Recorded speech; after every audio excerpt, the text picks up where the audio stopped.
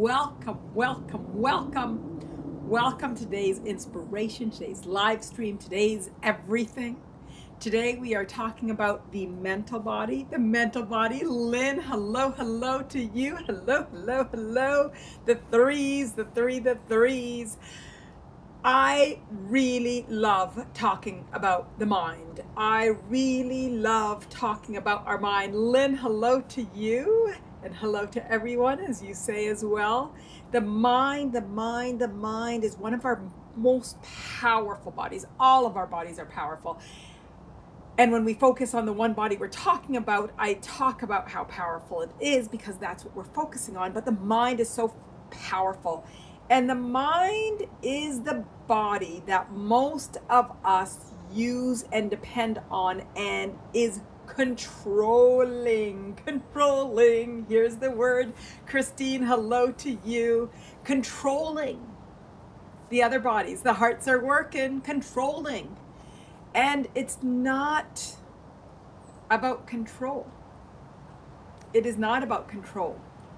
It's about allowing. It's about flowing. It's about inspiration.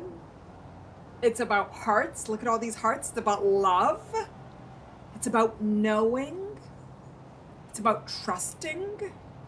So today we are going to deconstruct our thoughts and look at what type of thoughts we have that occupy our mind. Rita, hello to you. What thoughts occupy your mind? What is your mind? We've had the monkey mind, and we've talked about the compulsive mind, and we've talked about our looping minds, but today I called it negative thoughts, limiting thoughts, and we're gonna move towards empowering thoughts, allowing thoughts, creative thoughts, beautiful thoughts, comfortable thoughts. So the first question that I have for all of us, so I'm trying to warm us up, warm us up, but what thoughts occupy your mind? What thoughts occupy your mind? And you know what? Didn't write it a window, but it's coming to now. How do you hold your mind? What do you think of your mind? What is the judgment that you have on your mind? How do you hold your mind? How do you hold? I know, I'll share, because I always share, that I know I'm smart. I know I'm a smart being. I know I'm highly intellectual. But one of my limiting beliefs and one of my biggest egoic misbeliefs is the feeling of being stupid. So in my weakest moments, I have this, oh my God, I am so stupid, which is really interesting because I just asserted, and I know I'm smart. I know I'm intelligent. I know that I have a strong intellectual body, but one of my conditioning and one of my things is like, oh my God, I am so stupid. And it feels so far away. I haven't felt it in a long time. So I think I'm growing beyond that. And it just even feels like I'm not speaking to myself, which feels so celebratory. But I know it's one of mine that has been, and that I'm moving and evolving to being true to the unconditional nature of my beauty and my knowing and my allowing. Rita says you're a smarty, Manal. Thank you, as I blush because I'm exposing my thoughts, my unconscious thoughts. Christine says sometimes too many thoughts about the future. So Christine, attachment to the future, and knowing that it's attachment to the future is fantastic. And I went back outside today. I'm sitting against the wall, the brick wall, not the outside. Let me know how that is in sound wise and whether we need to continue being indoors, but it's a beautiful day in the Carolinas and I just felt like, oh, I want to be outdoors. But let me know about the sound. Rita, I let the way other people treat me affect me emotionally. Fantastic, Rita. So that says to me that you're not grounded in self. That although that allowing other people treat you and affect how they treat you, affect how you think yourself emotionally, means that there's self-doubt. So Christine has thoughts about the future. That's fear. That's not being in trust. Rita's talking about other people treating you, how it affects you emotionally. And that's trust. And ultimately we're going to move to, when we allow our mind It moves to trust and knowing. Rita says, I feel I should Velcro myself to the ground. Yes, and that's it. I like that. Let me see if I can see any applicable ways that we can do that, Rita. But you know, one of my favorite visualizations is imagining the light of the divine earth, of the beautiful earth, of the core of the earth, just grounding me to the earth. It's one of my favorite, and we do it during meditations. Why don't we start now? And just imagine, whether you're sitting with your feet down, mine are cross-legged, but it doesn't matter. You could still imagine light coming from the core of the earth. Beautiful light, amazing light. And imagine your light coming up through the soles of your feet, the calves and your knees and your thighs, and up to your abdomen, your solar plexus, and then grounding in your heart, your chakra. And then now imagine light also, your soles of your feet having, like being roots, like the roots of the tree, of a large tree, and both your feet have light that's feeding it and sending any resistant energy, any resistant thoughts back to the core. And that is a surefire way to Velcro yourself and ground yourself. And I imagine that anytime, all the time, it's one of my daily visuals when I remember. And whenever I feel ungrounded, I am sure to say, let me ground myself purposefully right now and allow the light to connect me and to keep me grounded. And grounding means to me aligning with the beauty of the physical journey,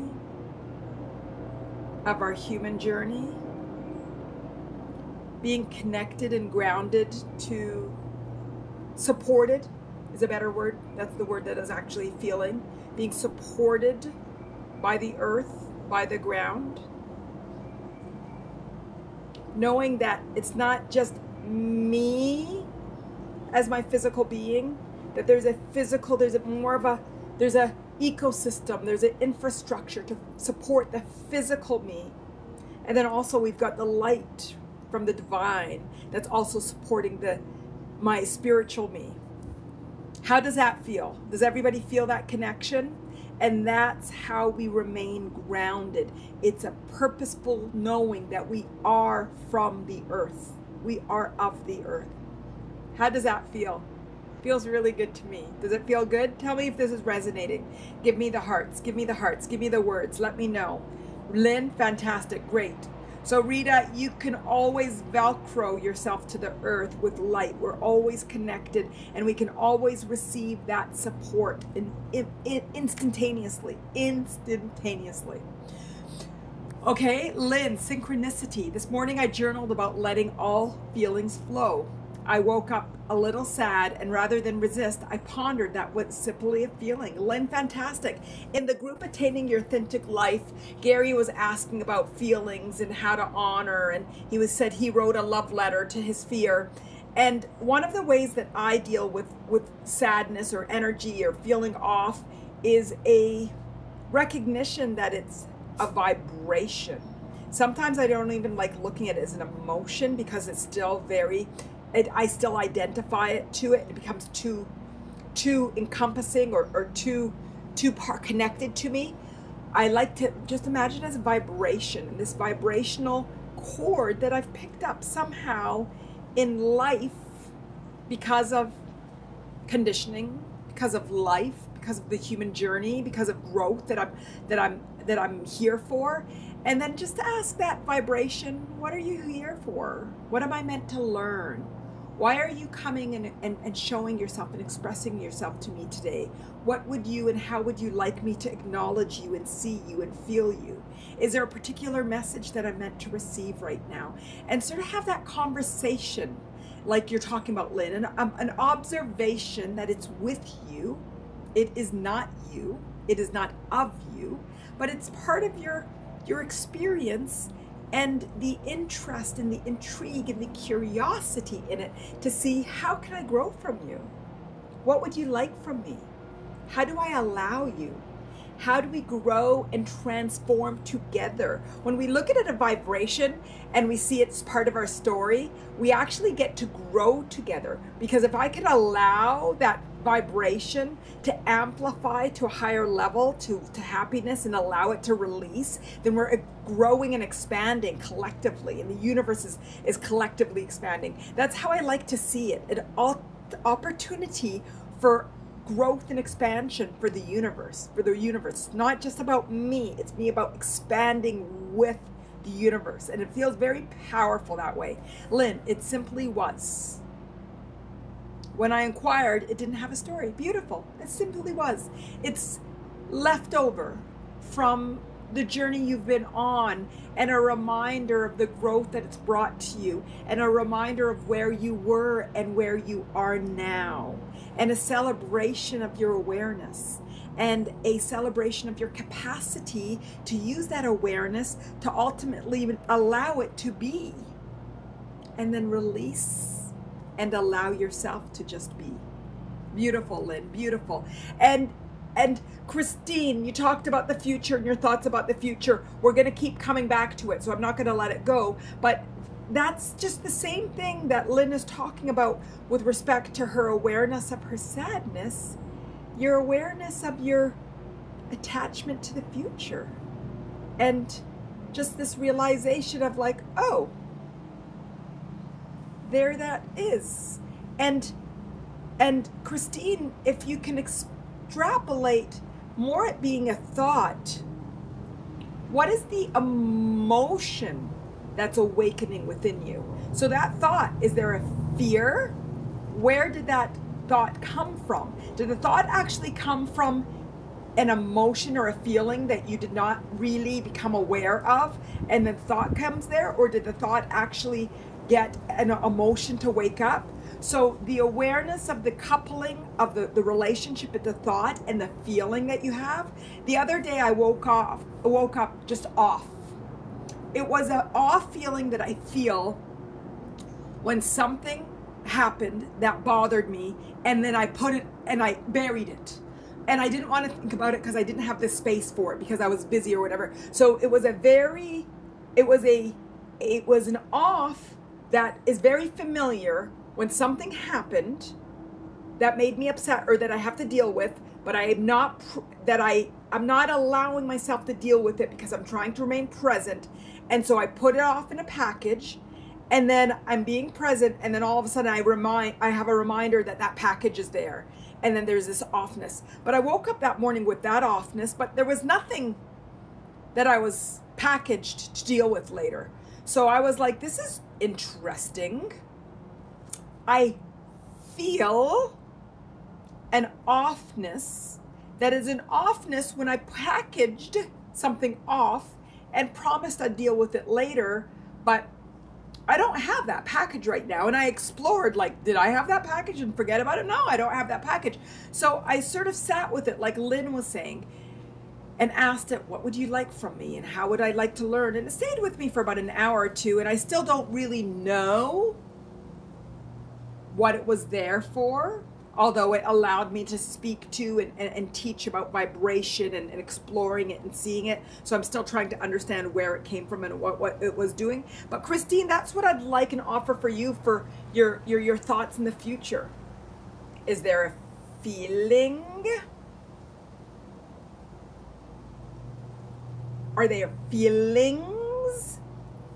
What does the cookie cutter look like? How familiar is it for you to say, oh, this is actually conditioning. This is actually learned behavior. I actually have to re-muscle myself to change this behavior because I have cookie cuttered it over my life, and it's not really what I want to do and continue to flow or allow or to cookie cutter in this way. Christine, is this in any way resonating, and all of you resonating with how, let's talk about what we all think about the future.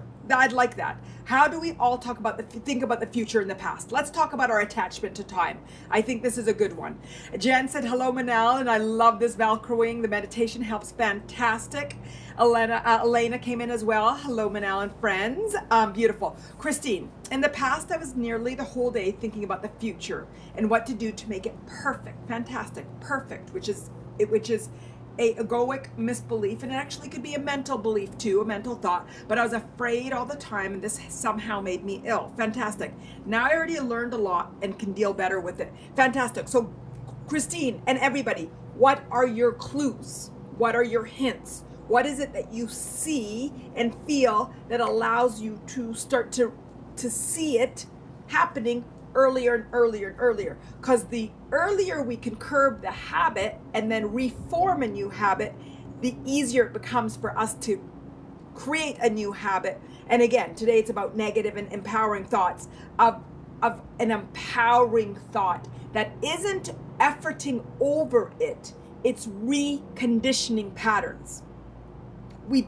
What I'm not trying to say in any way is to avoid that feeling. It's to become aware of it sooner and start to create a new pattern of thinking and feeling and allowing.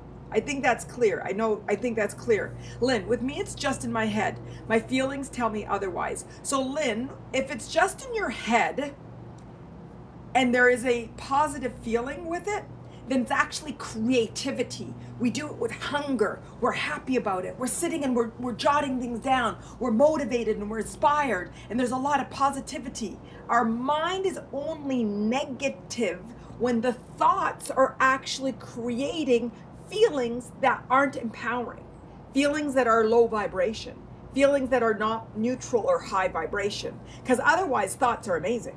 Otherwise, those are creativity and it's inspiring and it's knowing and it's just writing down and doing amazing things. It's feeling great and like, oh, I can do this and I can do this and I can do this, and it's inspiration and it's inspiring. So Lynn, if it's just your head, what aspect of it does not feel good? If it's just your head, what is it doing that doesn't feel in alignment? Mary Alice, greetings, Manal and everyone. Rita, yes, flow, but it's hard when dealing with 16-year-old. Okay, and my difficult ex. Rita, beautiful, beautiful. There was and is times where I have said, vocalized, expressed, and feel and felt, oh, when I'm on my own, I've got this. It's the rest of the world that shakes me up.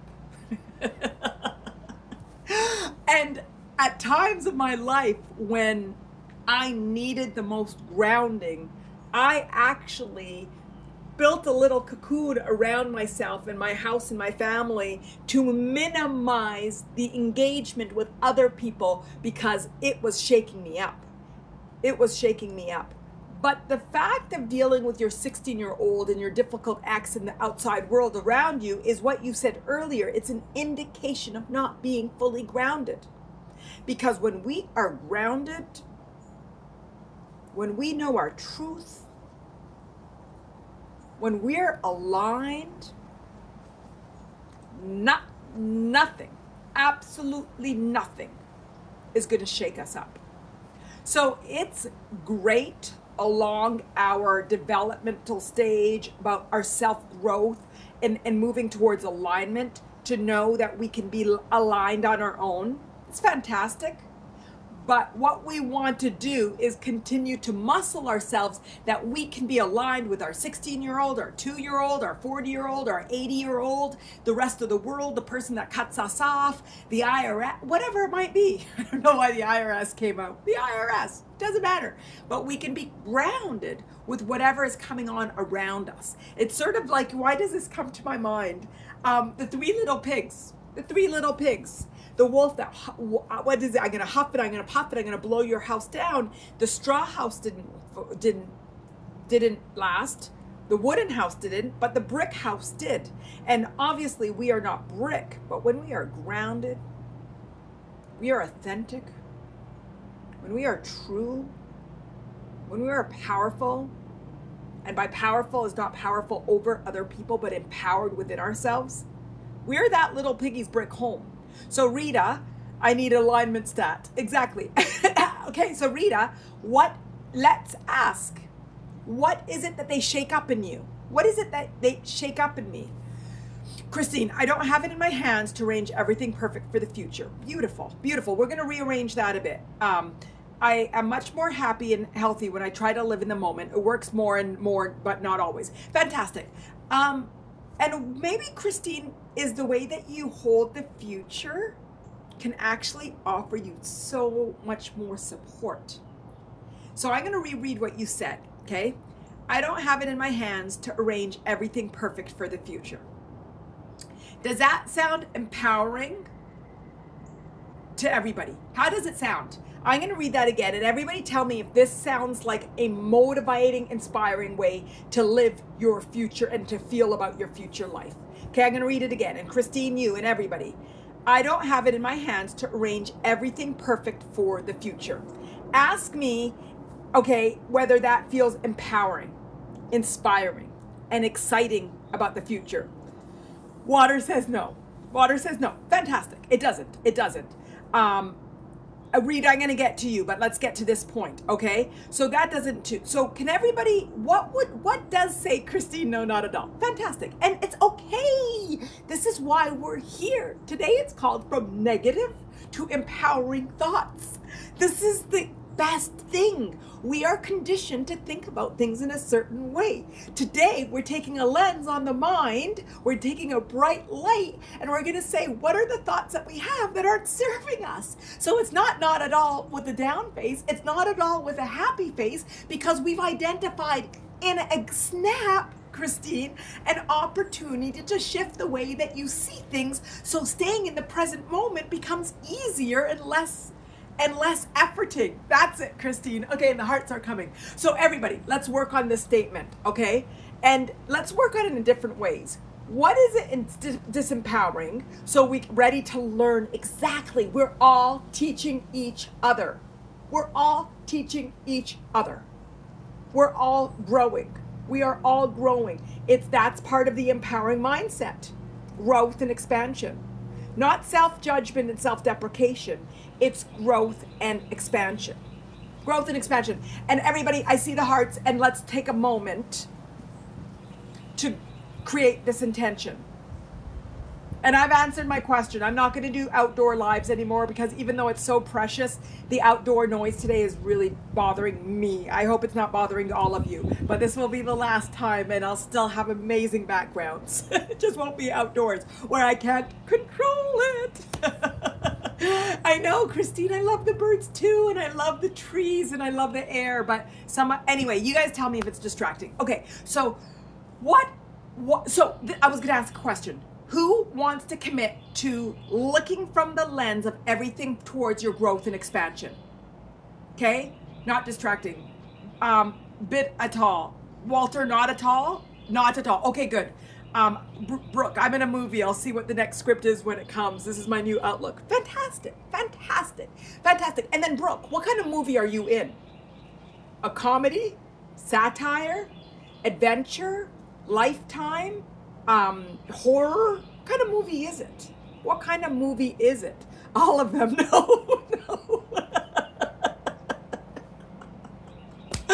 I always say that my life is a whole Seinfeld episode, and I don't know if that's positive or negative, but they always, the one who always wins. Yeah, water, yes. Yes, the one that always wins, the one that always empowering, the documentary about the person that grows and expands and has found so much in their life to align with their truth. The one that lived their truth, their authentic nature, and found who they were and shared it and inspired the world. How beautiful, how beautiful, how beautiful. So who is committed to their growth and expansion? Who is committed to recognizing that everything that happens in our life is towards our growth and expansion? I see the hearts going on, and I think it's really important for us all to take this moment, Water Beautiful, for us to create this commitment. And this is what today's live stream is about, from negative to empowering thoughts. And empowering, the first most empowering thought is everything that happens is for our growth and expansion. Mistakes are steps towards success. Mistakes are not mistakes. They are steps towards our success. We will eliminate mistakes. Lynn, thank you. That was motivating to you. Gave a gift. There we go. That's the greatest intention. It will happen for me. Exactly. It will happen for me. For me. Mistakes.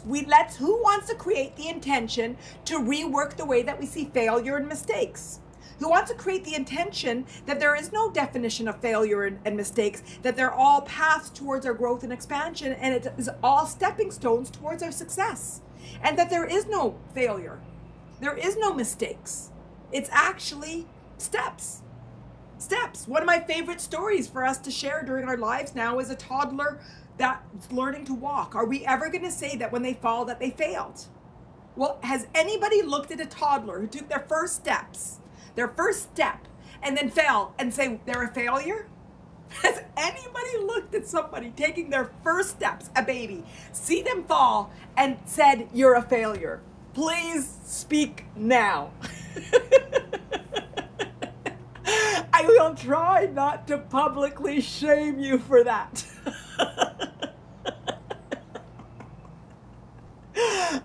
No, the first step is treated with such a celebration. Even if it was a half step, we're like, oh my God, we just witnessed the first step. And it's tears and it's excitement, and we hope we had the camera out to witness that. We do not have failure. We do not have mistakes. Every movement is a step towards our growth and expansion. Every movement is us growing and expanding. Okay, I think I got that clear. Okay, so I'm going to go back to Christine's beautiful statement. I don't have in my hands to arrange everything perfect for the future. So I'm going to reword these, okay? I don't have in my hands is control. Arrange is control. Everything perfect is a judgment of things being good or bad, and an attachment to the future, okay? So control, attachment, and judgment. Water, I have everything I need. Exactly. Okay, so let's reword Christine's statement. Amy, I've been negative and sad for so long now. I'm starting to let that go, but I feel almost empty now with that weight. I sort of don't know what happiness is and how to feel fulfilled, so I'm in this strange limbo. Amy, we will shake you out of that limbo. And I like to also envision a lot of the time the caterpillar moving into the little cocoon to become a butterfly. And I think that it's such a great analogy for so many stages in life. And if you just sort of see that the transition that you have moved from awareness, because change doesn't happen without awareness. Step one of my 5 steps is awareness. Step 1 is awareness. And I just have my Mattain flagship course that's just released, and everything I talk about, every module talks about awareness, because it's all about awareness. Step 1 is awareness. And so when you're on step 1, which is awareness, is like, oh, I've been negative for so long and I've been sad for so long, and you know what? I'm done. There is more to this humaning than being sad and negative. There is more to this life than how I'm living it. So what I'm going to do is choose the more. So now it's a muscle. It's just sort of like when we've made the decision to now start to eat healthy or start to exercise. You're not going to see it immediately. If you want to have a baby, you're going to get a baby in your tummy. It's going to take 9 months. 9 months. 9 months. 9 months. No matter what you do, you cannot manifest a baby immediately. Okay, I was thinking about the relationship with time, and I'm thinking about myself and the journey I'm on. And sometimes I want things like boom, and I'm like, Manal, if I'm like manifestation, you can manifest. I'm like, Manal, you cannot manifest a baby 9 months. The baby is going to have to take his journey, and you don't even want him to come out in 7 months or 8 months. So manifesting that baby early is not really healthy. You could also look at it, seeds, flowers, plants, my eggplant that I had this summer, my cucumbers that were going crazy. I can't manifest those seeds to grow immediately. It takes the months or the weeks that it needs. So, Amy, fantastic. You're cocooning, you're growing, you're blossoming. Honor, enjoy that process. Enjoy watering yourself every day and filling yourself with love and light. Enjoy that process of watching yourself grow. Imagine yourself as that toddler who taking those steps, and every day those steps become more anchored and grounded. Rita, see yourself as you journey towards getting free from your 16-year-old and your ex as becoming more and more empowered and more grounded, and use them as a basis for pushing you in the pool and seeing how strong your stroke is becoming. All of this external noise is actually a gift for our growth and expansion. Without your ex and your 16-year-old, life is going to be boring because status quo remains. Yes, yes. How is everybody feeling? Lulu just jumped in this and I like the energy. Fantastic, Lulu. We are so in fire. Amy says no more babies. Amy, for me too, no more babies.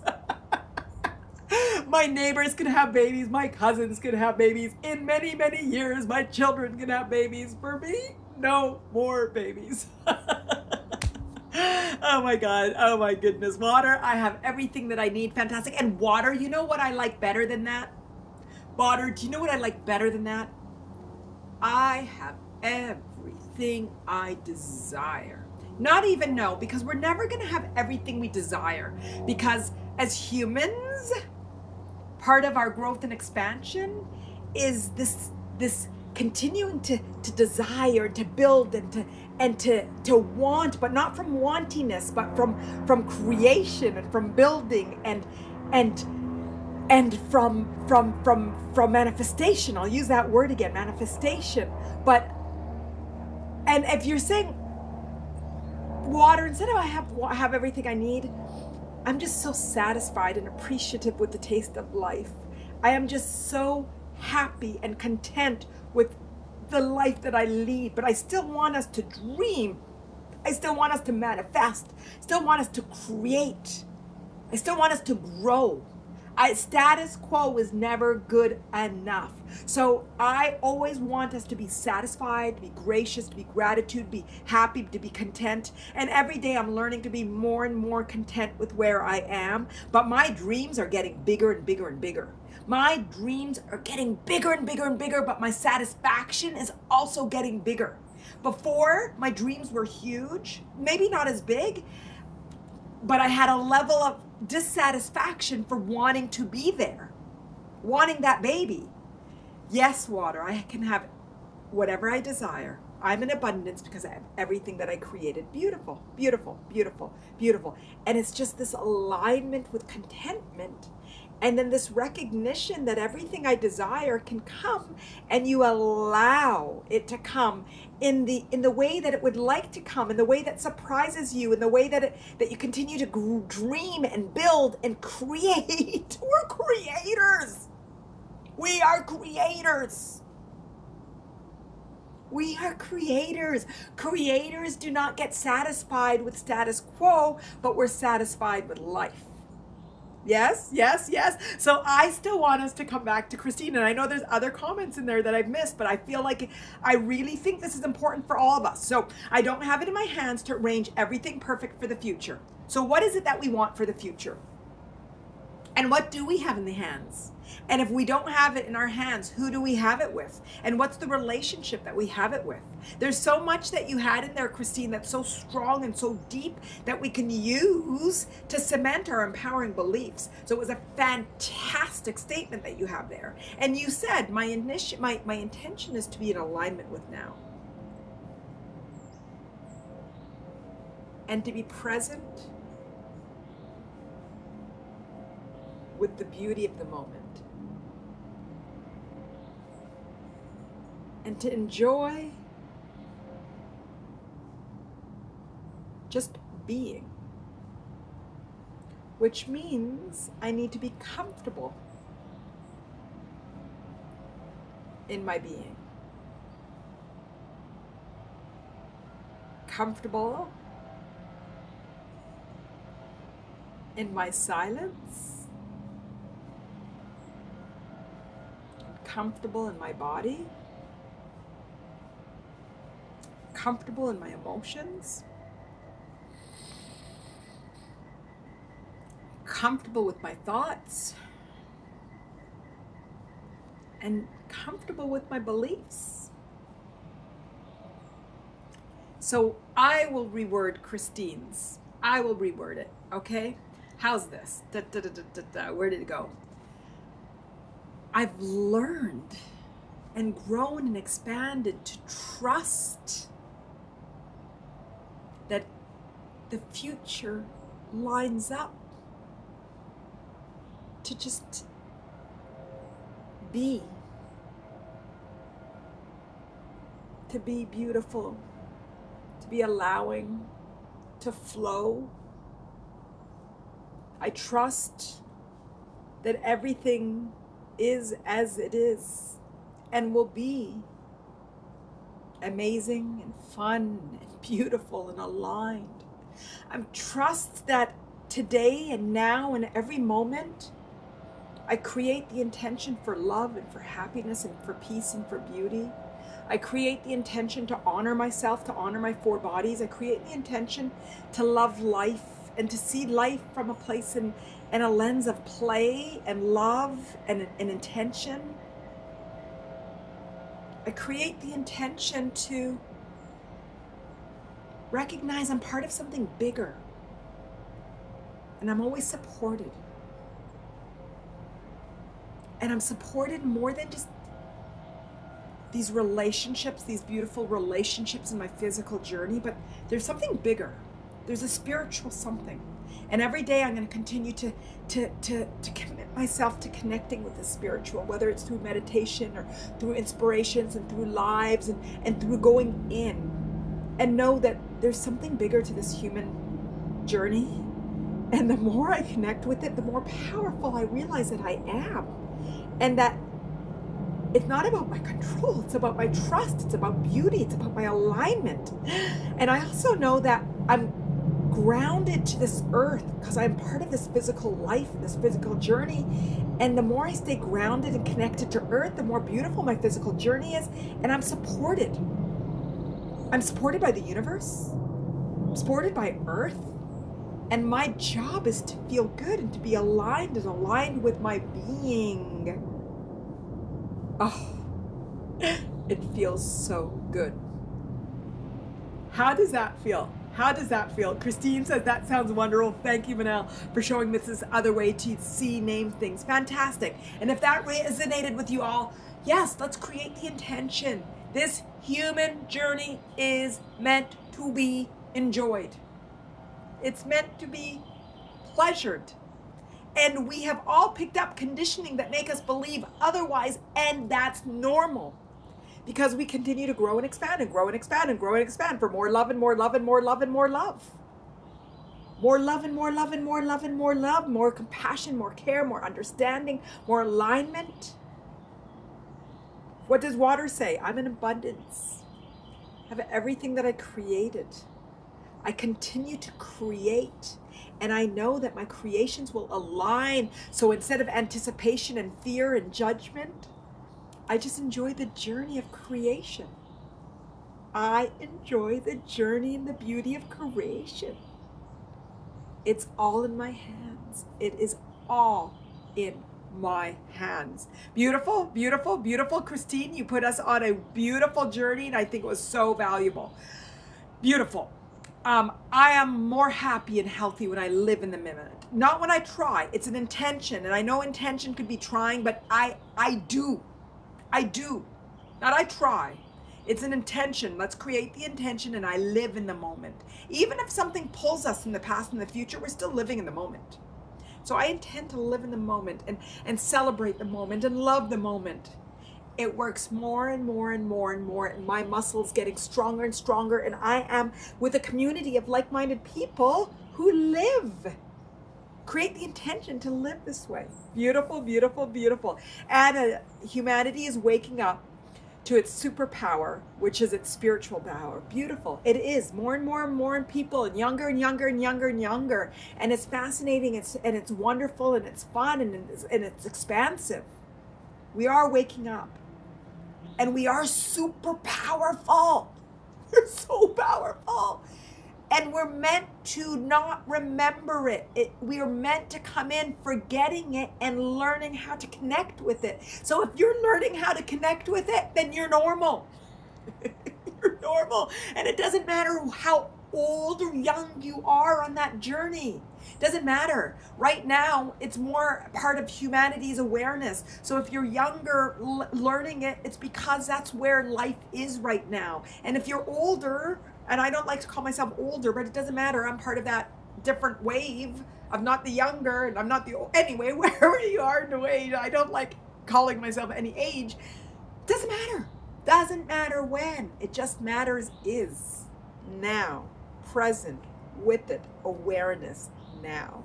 Beautiful. Jen, we desire to be free to express, feel, laugh, cry, sing, dance in the beauty of love and the beauty of life. Beautiful, Jen, beautiful. You know what's funny is I always like life and love are synonyms to me. And always I write life but meant love, or write love and meant life. And I read now Jen wrote life, but I read it love. And it's just so interesting that I always see life and love as the same word. Beautiful, beautiful, beautiful. Okay, so there's a few comments that we want to go and see.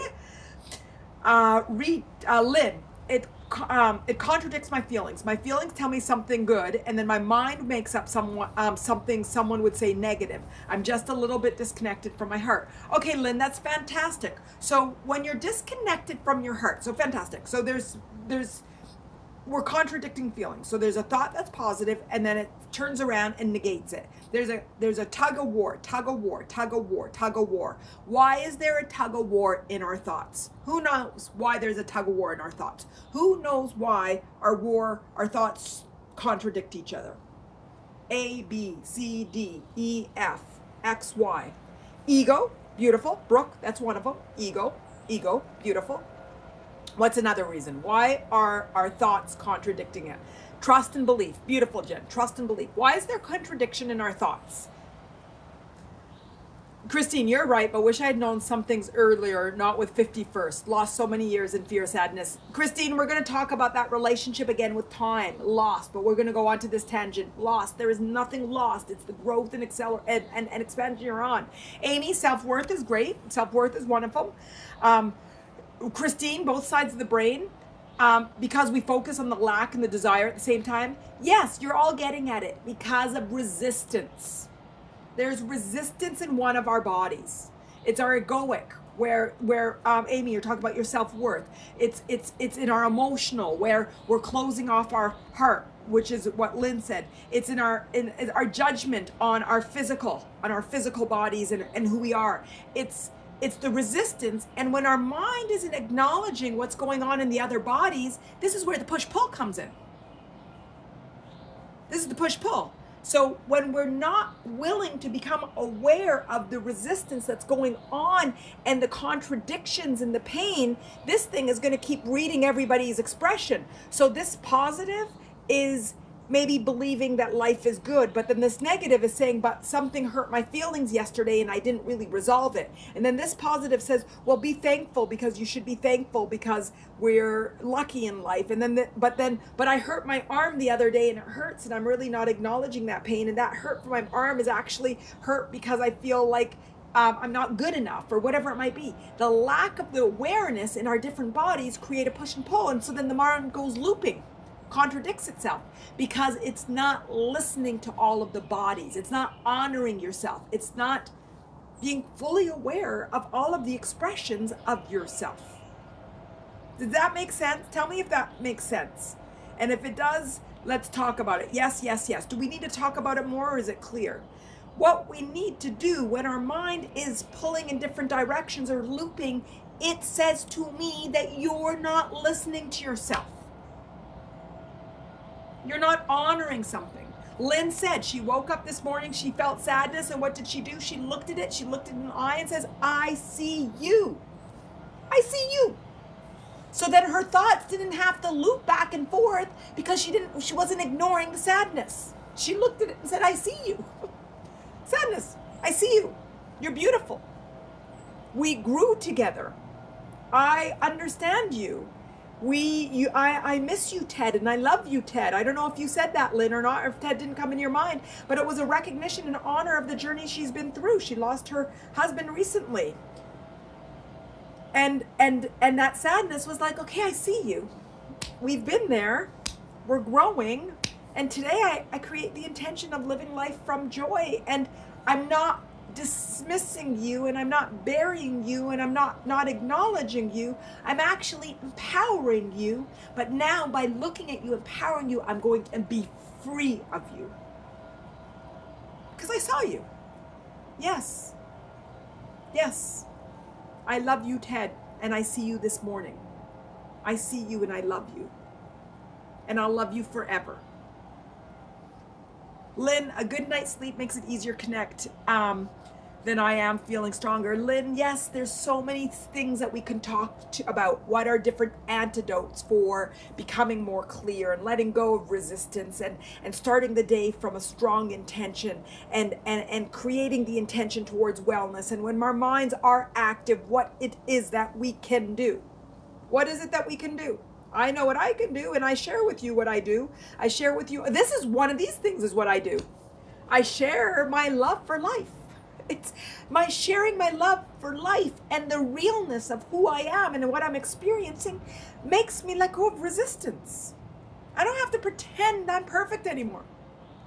My life is perfect as it is. I don't have to pretend to be perfect. No, I'm human. And I'm going to share about my experiences of being human and the beauty of it. And the more that I recognize and honor my different feelings and my experiences and my failures, which now I recognize are all a catalyst for my growth. And the lens that I continue to adopt to allow myself to live life from a place of empowerment. I'm a lucky Parker. I'm one of those. I'm a lucky Parker. It feels great to find great parking spots.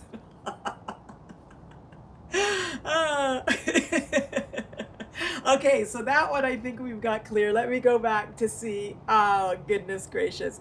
Okay, Lynn, so now you know why you contradict. And Lynn, do you want to explore more what you're contradicting? Do you know what you're not looking at? Do you know what your heart is telling you? Do you know? You said, I'm a bit disconnected from my heart. Great. And I remember I started off, I'm not sure, not everybody was here when I started off, but when I talked about negative to empowering thoughts, we have, as a society, allowed our mind to be number one.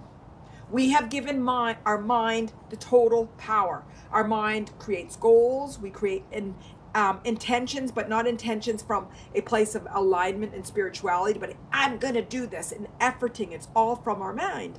And the power, our real power, our true human power is in our emotions. It's not in our mind. It's in our emotions. It's in all four of our bodies. Our mind is translating for all of them. But inspiration, creativity, knowing, all of that comes and it leads with the heart.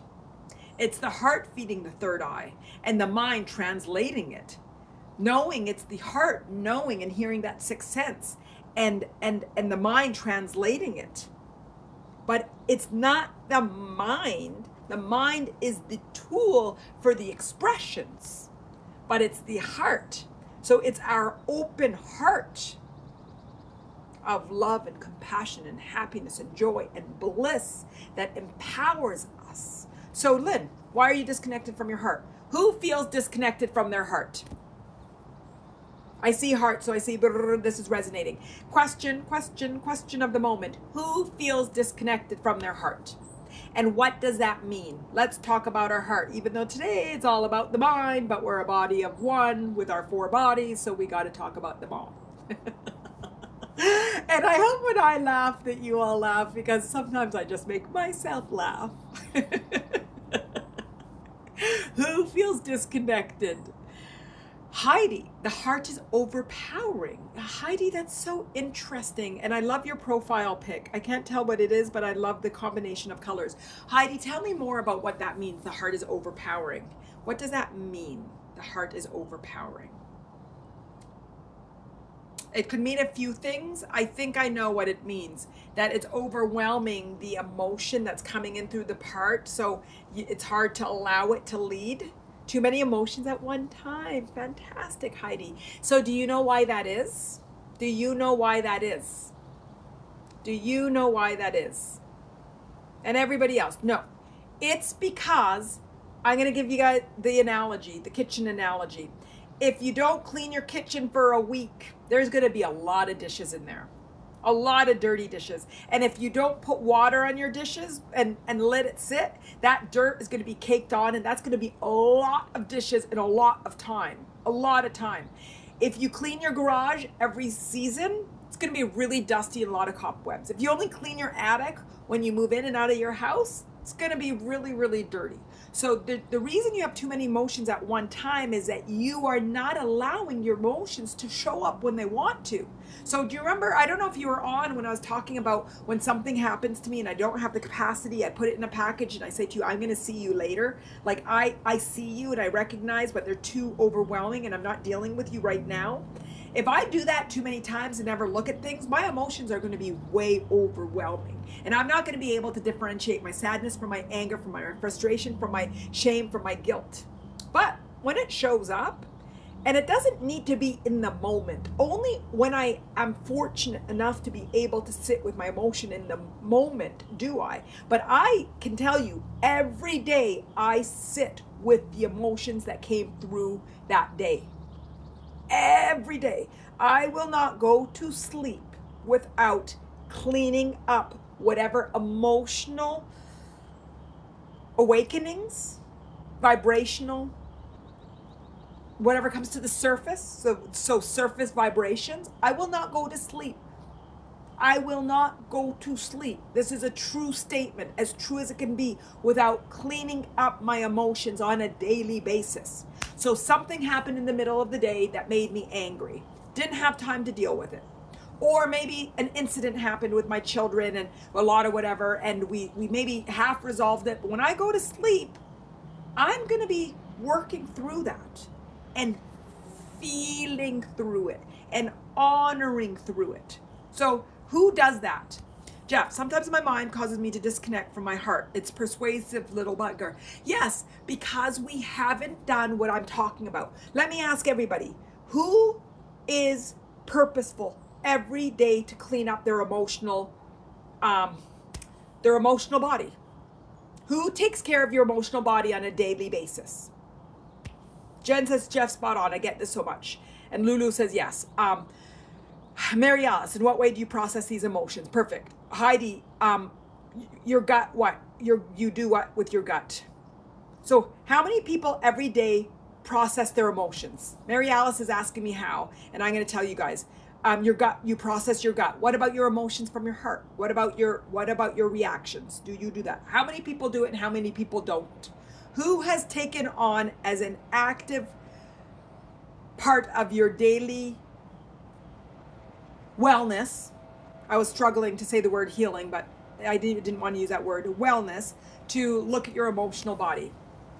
And Mary says, I have now, laugh out loud. Good, we created the intention. Okay, I don't, I fear. Fantastic. Lulu, I try through meditation, see my day in the morning and meditate at night, so just to be present. Beautiful. Lynn, I don't. I do journal a lot. Jeff, not nearly often enough. Debbie says me. Okay, fantastic. And then, okay, fantastic. Okay, I'm going to ask another question. Who wants to create the intention? Christine, in many ways I do. Fantastic. Then I want that Christine to be in all ways I do. So in many ways I do. I want it to be all days. Lulu, but process these emotions honestly. Brooke, morning meditation helps me clear all that, whatever comes up, to get the clear mind for the rest of the day. Fantastic. And some of us, we can do it unconsciously. We can clean up our emotional body unconsciously through meditation. But I believe, for Manal, that it is very powerful for me to do it consciously. And I also meditate, and the meditation takes me up things. But for me, I am conscious, and in my meditation, part of my meditation practice is to clean up my emotion. Christine, yes, every day in many ways. Fantastic. I like that answer. Brooke, meditation is a discipline for me too. Fantastic. And Brooke, for me, meditation is the discipline, but in my meditative practice. Okay, Lulu, how do you do it? Okay, fantastic. So let's talk about honoring our emotions. And that was fantastic, Heidi, your awareness of your overpowering. And what we wanted to do is we want our emotions not to be overpowering. What we want our emotions to be is as normal as our thoughts. And we can have many different ways. Sometimes I journal. Sometimes it's not my daily practice. But when I am just burning up inside and just not able to sit with it, journaling is my way. And then I burn it. I just love burning it. I burn it. So let's talk about it. Jeff says, I often take long walks until I'm clear. It's just that I run out of daylight before I can finish. Fantastic, Jeff. And that's great too. Okay, so what we're going to do is when we're aware is, first of all, when something happens, an emotion, an event, something, whether or not we have time to deal with it at that moment is taking the lens off of the person, off of the external element, off of the mind, and onto the feeling, the physical sensations, the physical sensations. So not the emotions first, but the physical sensations of recognizing that the jaw is tightening.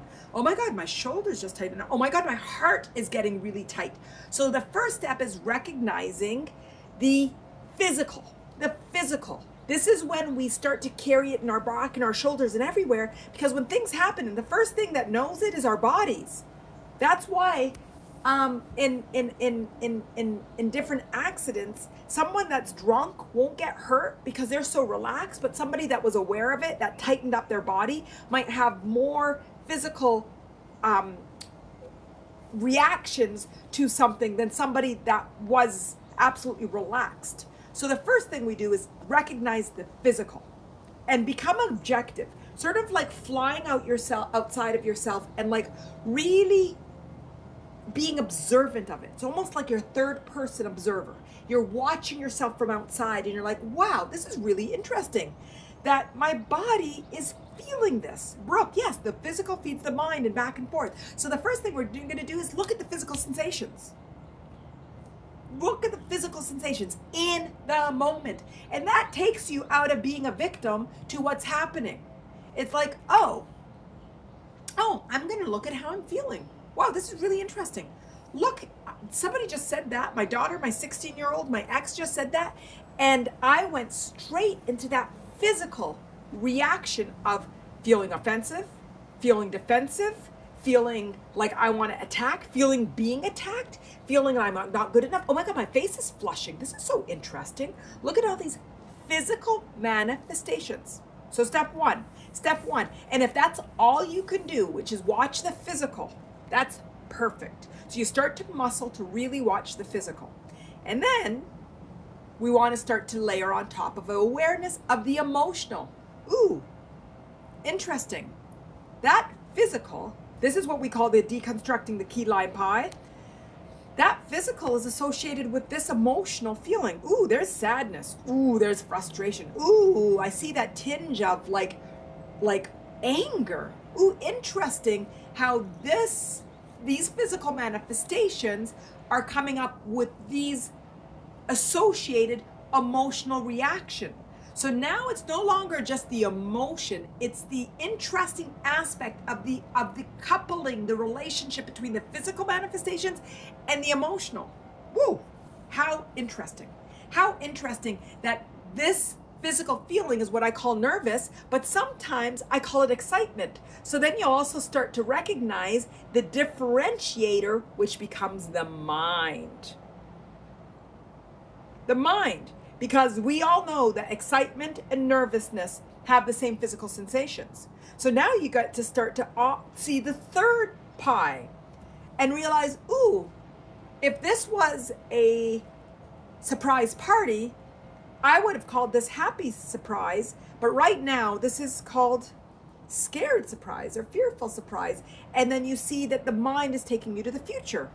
or judging the past. Then you start to recognize, ooh, it's so interesting that these physical sensations are coupled with these emotional sensations and these thoughts.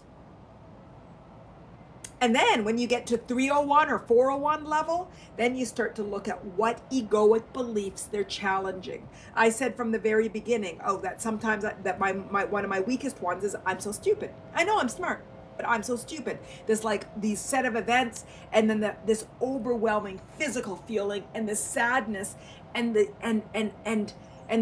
the story, and then it's like, oh my God, I'm so stupid. And it's like, ooh, there it is. There's the key lime pie, the deconstructed key lime pie, the 4 bodies, and you can see how all of them couple together to create a resistant pie. A resistant pie. That's what you do in the moment. And that moment, I just took a lot of things, but it's just awareness. And then at night, when I'm just sitting before I do my meditation, I just feel into all of that. And then I start to look for the cookie cutters. How many times in my life have I felt this? What does this remind me of? Where is the first instance of this happening, and where did I learn this from? I start to look at the conditioning. And then I start to look at how I'm starting to grow, because the amplification or the level of feeling and the story that's associated with this is getting less and less and less, and I start to celebrate myself for starting to catch it, become aware of it earlier and catching it earlier, and not reacting to it, not over personalizing it. How is that? Does that feel good? Does that feel good? Heidi says, here is a story. 7 steps to freedom. Brooke, beautiful, beautiful. Are there 7 steps, or did you just say I said 7 steps? What are you saying? Heidi, here's a story you can pass on. My daughter, recently admitted to hospital, told me not to ever continue her again. She didn't say it included my 11-year-old to see her again. I think that it is.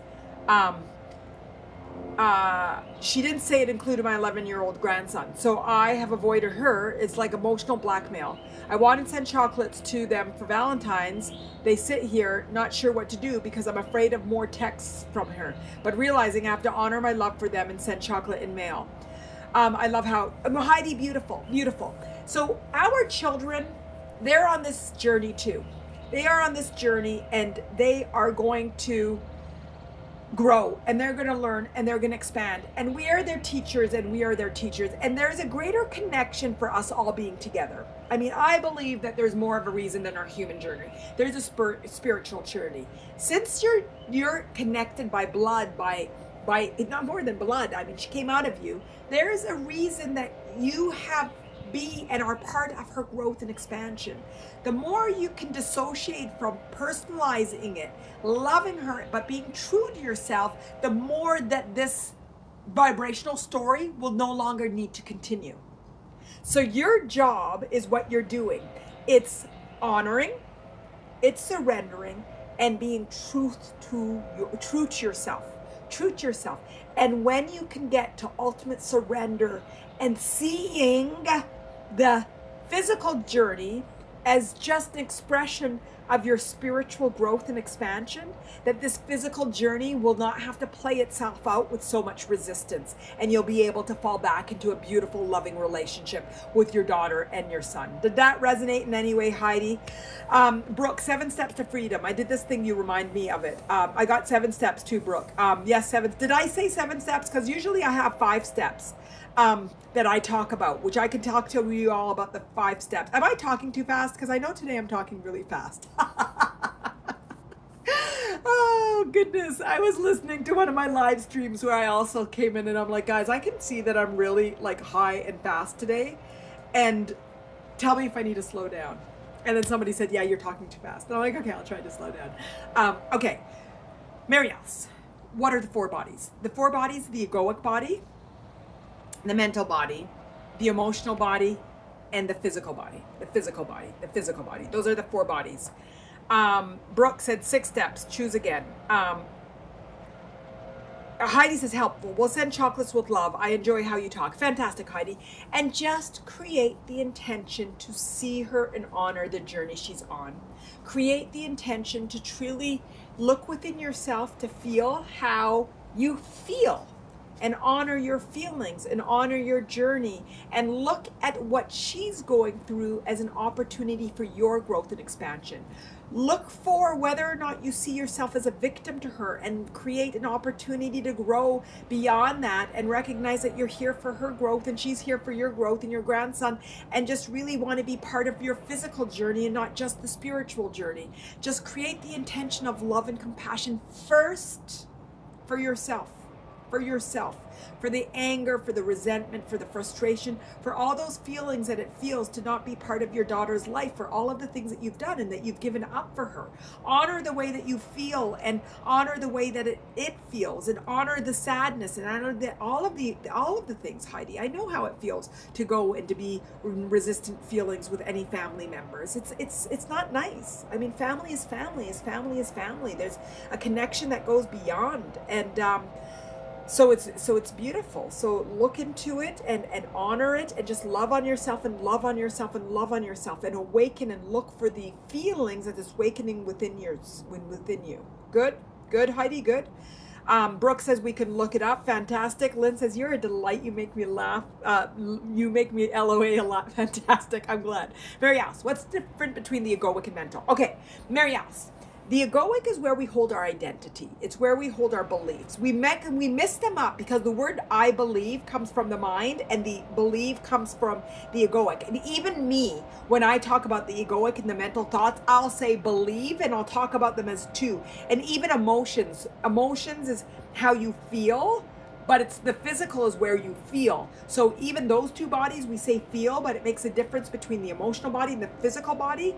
And believe is, so I'm going to say again, egoic body is where I carry my beliefs, my identity, the reason for being, the higher purpose in life. The ultimate belief is I am. I am. I am. Any I am other than I am has resistance in it. So I am a man, I am a woman, I am black, I am from USA, I'm from America, I have brown hair, I have brown eyes. All of that has some sort of judgment or some sort of bias in some place in world and something. And ultimately all we are is I am. So these I ams that we have picked up other than I am keeps us from the beauty of who we are. So our egoic beliefs are, it's our level, and we ultimately want to come to I am. It's also our connection to bigger, that we are here, and what are we here for, and what is our reason for us to being here, and do we, and are we, and what is our purpose. And it's our beliefs about God or universe or inner being or higher being or vibration, whatever it is. And the more solid our beliefs are, the more that we can lean on this physical journey on these beliefs. And whenever we do our lives and any of the work and any of my philosophies and my teachings, one of the strongest beliefs that we fall on is our egoic beliefs. And what are our beliefs? How we talked about with Christine earlier on about the future and how we see the future and trusting the future and believing in the future. And law of attraction, manifestation, those are all for your beliefs. Empowering beliefs. We want to just really go to truth. I am worthy. I am free. I am love. I am happiness. These are all part of the egoic beliefs. Now the mind is where we're processing. It's our logic. It's our thoughts. The mind, the mental body, is actually speaking and translating from the egoic body, the emotional body, and the physical body. So sometimes we think that it's our mind, but it's actually our mind saying, oh, my body hurts. Or our mind saying, ooh, I feel sad. Or mind picking up and feeling a sixth sense, a feeling of something in here feels wrong. And we think it's our mind, but it's actually no, our mind is the translator for all of the bodies. So our mind is where we carry our thoughts. And so the difference between a belief and a thought is, a belief is I am, and a thought is I am bad. A belief is we're connected to something higher purpose, and a thought can be I feel all alone. Although I am alone can also be an egoic belief, but a thought is like I feel all alone and I'm not supported, and those could be thoughts. So that's the difference between the egoic and the mental. And knowing the difference between the egoic and the mental for me is one of the strongest things, because once we can cement our beliefs, like we did with Christine earlier on about what we want about the future, once we can cement them, then we can differentiate between the thoughts and the beliefs. And we go, oh, no. I believe that I am empowered. I believe that I can choose my thoughts. I can believe that I create my intentions, and my intentions will set my future, my life. And then these thoughts and the resistance in them lose their power. They lose their power. And then you don't have to fight anymore. The mind just looks for, oh, why is there resistance? Oh, because when I was 5, I fell off my bike and my mom said to me, I don't know why I'm saying this example, you're okay, but actually I wasn't okay. I wasn't okay. And so I learned not to honor when I fall down, to get up and say I am okay, when actually my knee really hurt.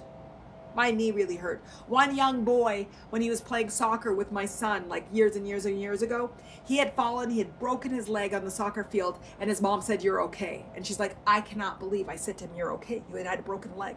And so those experiences impact us.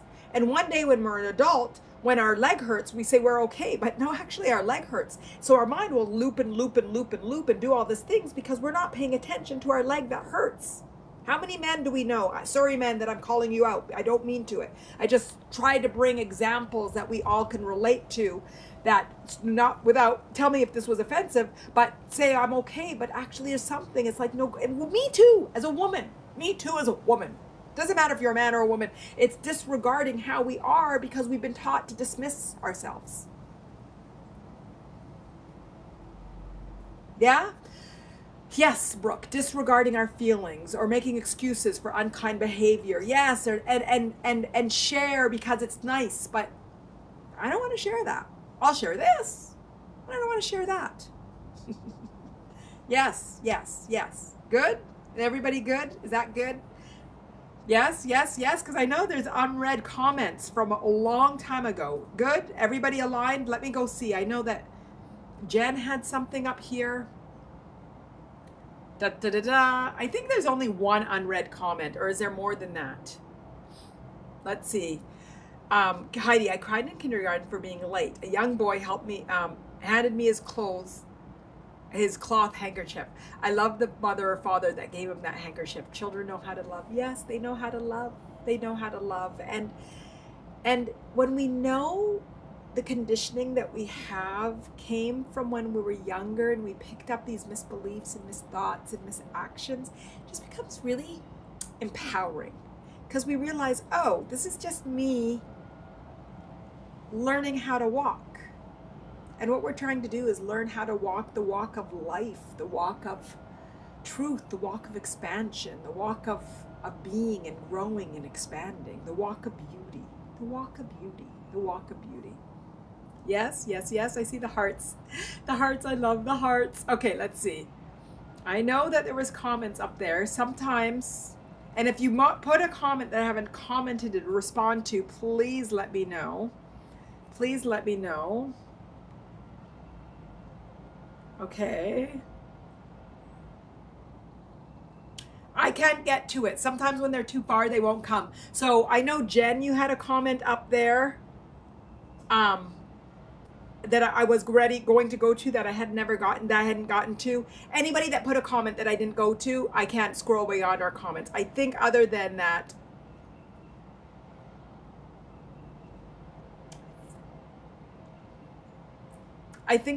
we're caught. I don't know if we're caught up. Anyway, if you have a comment that I haven't read and expressed, please put it back in the window. Please put it back in the window. Okay, so how's everybody feeling? How's everybody feeling? How did you come in? What were you feeling when you came in? And how do you feel now?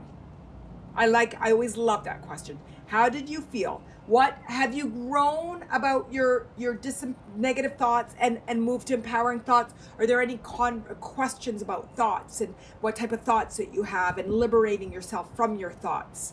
Heidi says joyful now. Fantastic. Fantastic. And Heidi, I can tell you that you're with your daughter, this is going to be resolved. I can already feel it. So just sort of enjoy the journey and enjoy your intention, your love. But I feel with certainty that it is, and that there was something that was meant to be, and that you are both growing and expanding from it. Lynn, great. My mind is saying nice and great things to me now. Fantastic, Lynn. Yes. So thank you, Lynn, for that one. What is the relationship you have with your mind? It's one of the questions I put in. Oh no, it's one of the questions I said, but I hadn't put it in the window. What is the relationship you have with your mind? How do you hold your mind? I know we have put on the monkey mind was the last time that we called this one. This one we called it from negative to empowering thought. What is the relationship you have with your mind? What is the judgment you hold on your mind? How do you see your mind? It's really important, because that's the first intention. Brooke, when we're in fear, we do strange things. Yes, when we're in fear, we do strange. My mind feels the boss of me. So, this is where we're going. Thank you, Jen, for that. So do we want the mind to be the boss of us? Thank you, Jen. This was a tangent that we went off from there. Thank you, Jen. But you also had a comment up there. No. So the mind is not the boss of you? Who feels that the mind is the boss of them? And who feel when I get stuck in my mind, I conjure Manal's voice. Fantastic, Mary Alice. And my voice is everywhere along now on InsightTimer. So you can find me.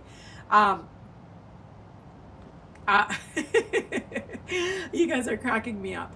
So, do we want the boss? Who do you want the boss to be? The heart or the mind? What do you want to be the boss? The heart or the mind? Yes, Manal, you're in my inner mind. Oh, you guys, I'm blushing. I hope it's the empowering, loving, compassionate, amazing, strengthful. Lynn, my heart. Fantastic. My heart. What do you want? Your mind or your heart? Love and tolerance. Brooke, I wanted that to be love and acceptance, love and compassion, love and empowerment. Tolerance has a edge of pain in there. What is that pain that you're seeing? Tolerance sort of recognizes a suffering and struggle in there. So what is it that you want to tolerate? Let's get to the root of that. Christine, the heart is the boss. Beautiful. My heart and bypass the mind. Heidi, I don't want us to bypass the mind. I want us to work with the mind. I want it to be in balance. Yeah, Brooke is saying, Mary Alice said, I want it to be a balance. Every moment calls for its own heart and her mind to be dominant. Acceptance is tolerant? No, acceptance is unconditional acceptance. Acceptance is tolerance, but tolerance isn't acceptance. Tolerance has a flavor of something not wanted. Acceptance feels like neutral and loving, actually. Acceptance is more than neutral. Tolerant feels like there's a negative taste to it. It's like, I can tolerate the steak, versus acceptance is more neutral, but it's still more neutral. Acceptance is unconditional. Yeah, you want to be compassionate. So if you really want to get to it, yes, the higher is love and compassion, love and unconditional acceptance, but acceptance from a different bit of a lens of accepting everything and accepting it is what it is. So acceptance can have different flavors depending where you are. For me, the way that you're saying acceptance is tolerance has that flavor of hostility. You're saying a bit of hostility. Tolerance close to road rage. Yes. But there's acceptance also has, yes, Brooke, still a bit of ego. Okay, and where's that coming from, Brooke? That's a really good insight for you. Where is it coming from? So we want the heart to lead. We want the heart to lead. We want the heart to lead, but we want all four bodies. And I'm pretty sure I have a meditation about talking about heart, mind, and body alignment. It might say ego in there too. It was a learned quote. Okay, let's unlearn it, Brooke. With a smile, like I said to Christine earlier, not with a happy face, but with a smile, because you just saw something beautiful. So I do have one that talks about heart, mind, or body, heart, mind, and ego. I'm not sure if I put in ego because I didn't know if people would like it, alignment. But what I like to teach is for the heart to lead. For the heart to guide through emotion. And for us to clean up our bodies and our resistance, that our emotional reactions are clean. Like we talked about that clean kitchen, where it's not, I haven't cleaned it for 2 weeks, so when I get angry in that moment, it's actually for something that happened 2 weeks ago, and really not, and I'm projecting from the past, rather truly reacting authentically and cleanly from this moment. Okay?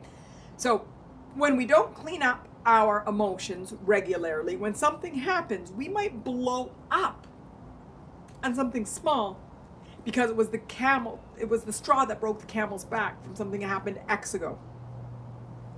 But when we clean up regularly, our emotions help us calibrate what's desired and undesired, what's wanted and unwanted. Our emotions help guide us towards what our desires are and our wanted state. So what we want is our hearts, through feeling good, to guide us. But that heart, like I said, our mind is the most powerful communicative. I don't like that because our heart's very communicative, but our minds are very powerful. Without our minds, we're nothing. Our minds allows us to talk, and our minds is the one that's expressing for everything, and our minds are the one that's translating the emotion for us. So this mind is really powerful.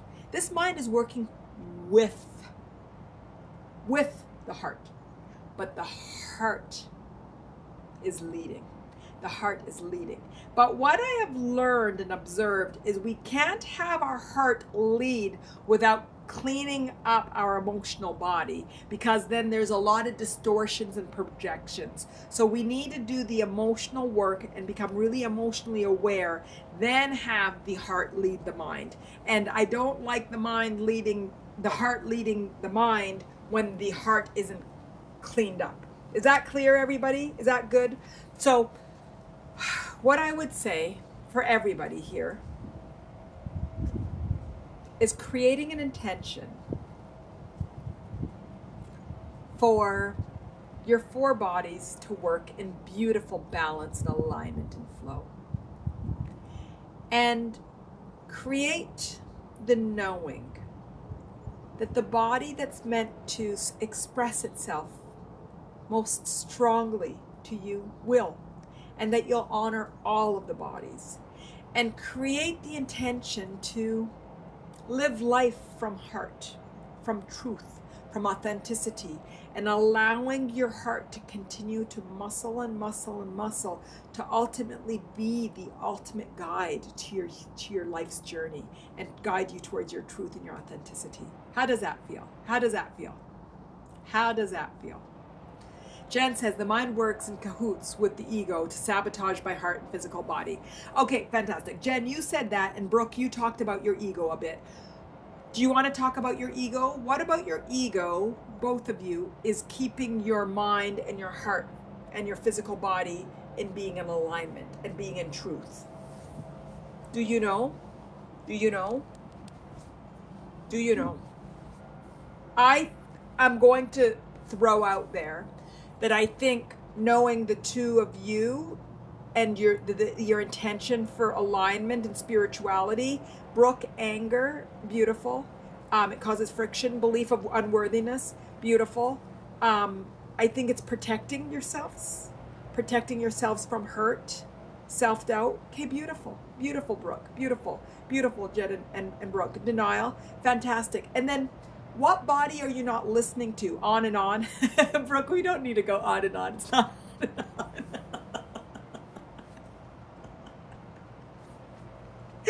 Oh my God. It's not on and on and on.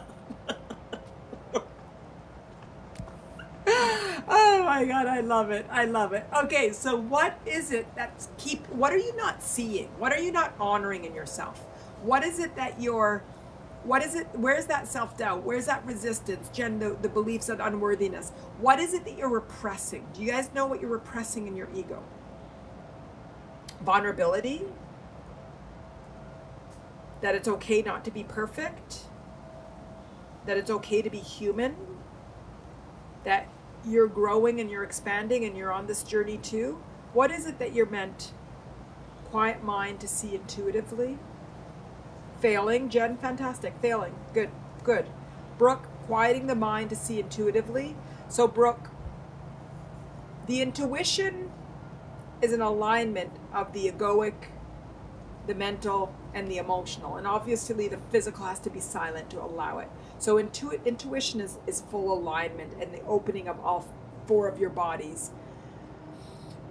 So what is keeping you from quieting the mind? Where's the fight? Where's the fight? Blocking the sunlight of the spirit. Yes, so where's the fight? Where's the denial? Where's the self-doubt? Where is what is that word that you said earlier that started with T? Tolerant. What are you tolerant to or intolerant to? Because when you say tolerant, you're actually intolerant. What are you intolerant to? There's a big insight. When you said tolerant, and I know you said it was a learned word, but it doesn't matter. What are you intolerant to? I'm going to say this, okay? And I don't know if it resonates, but I'm going to say it. You guys don't judge me on this one, but I'm going to say it. Intolerant to all the stupid people. Intolerant to the stupid world. It's stupid's my word, so you guys know where that's coming from. But intolerant to the cluelessness. Intolerant to the lame people. Exactly. Intolerant to, like, come on, people. Open your hearts and open your minds. Like, what the heck? Beautiful. Heidi, I was abandoned as a child, but now here... Heidi, do you know how insightful that is with the story you just shared? I was abandoned as a child, but now here for myself. Heidi, do you see the mirror in this previous sharing that you said? Do you see that? Do you see the clarity in the remanifestation of that story? Do you see how clearly I see that you just reflected the past into the future, into the now? Do you see that? No blame, just was, except I am my own best parent. Do you see, Heidi, what you just recreated, what you recreated? And I don't mean it in a bad way, you recreated. I mean it in an amazing, beautiful, amazing awareness way to free you and liberate you. No. You don't want to abandon her, but you didn't create. I keep saying you created. The vibrational story that I see right now is your daughter abandoning you. You'll never be abandoned. You'll never abandon, but the story you told us before and shared with us was you being abandoned. And I say it with excitement and smiley face because there's a beautiful awareness there that's going to liberate you. I want to cry. You have one of those crying moments. You just liberated yourself with that share. There's a belief in there about being abandoned and that having to be there for yourself that got recreated vibrationally. And of course, the situation's going to change because you surrendered to your past. Okay, freaking out. I'm freaking out too. You've surrendered to your past, but it has to continue to vibrationally play out in some way if you haven't surrendered to the story.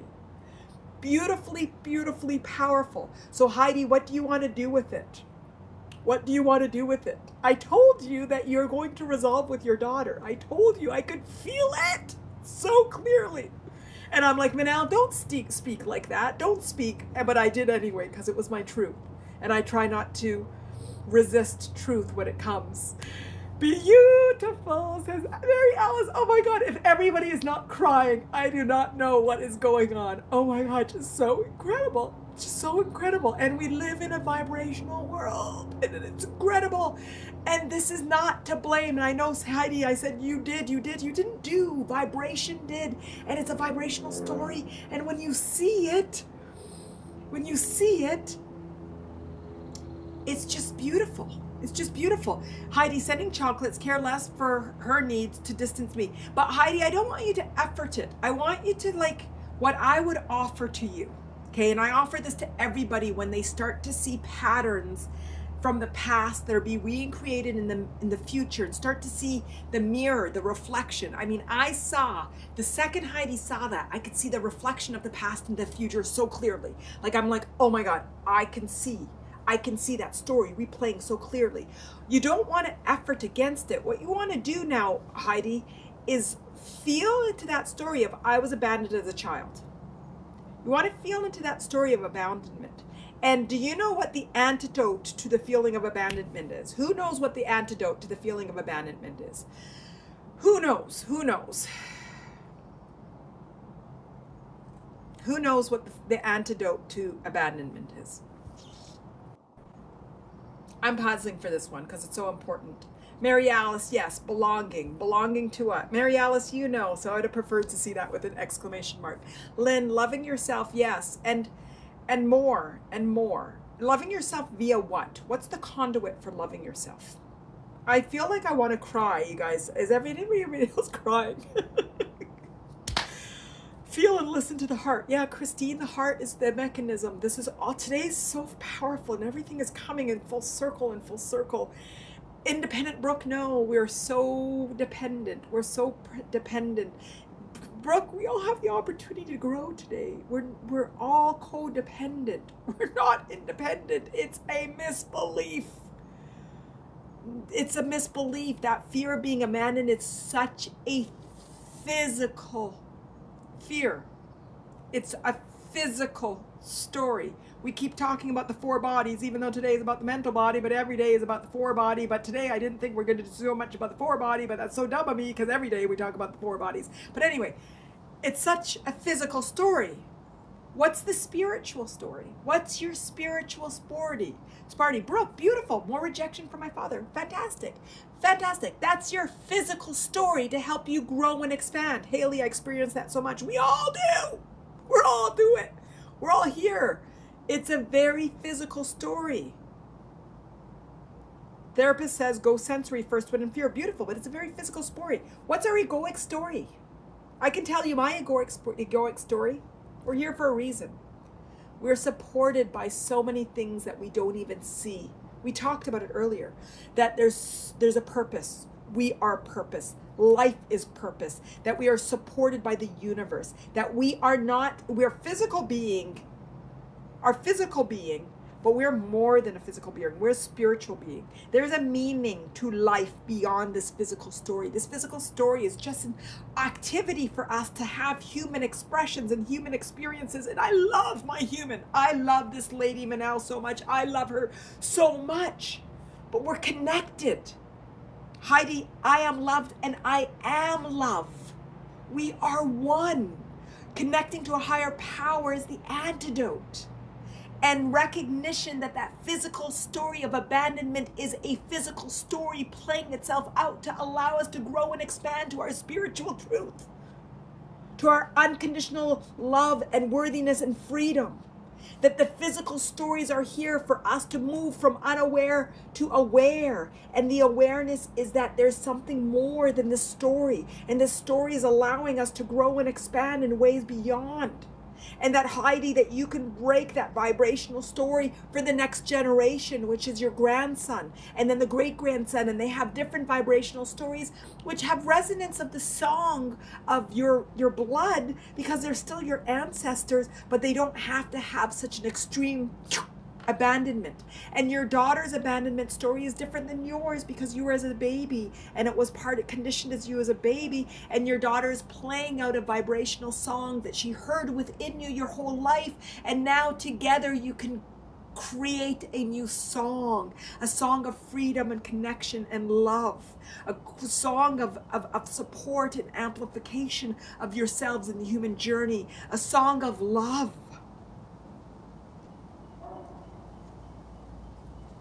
Who else wants to cry with me? Who else wants to cry? It's just so beautiful. So beautiful. So beautiful.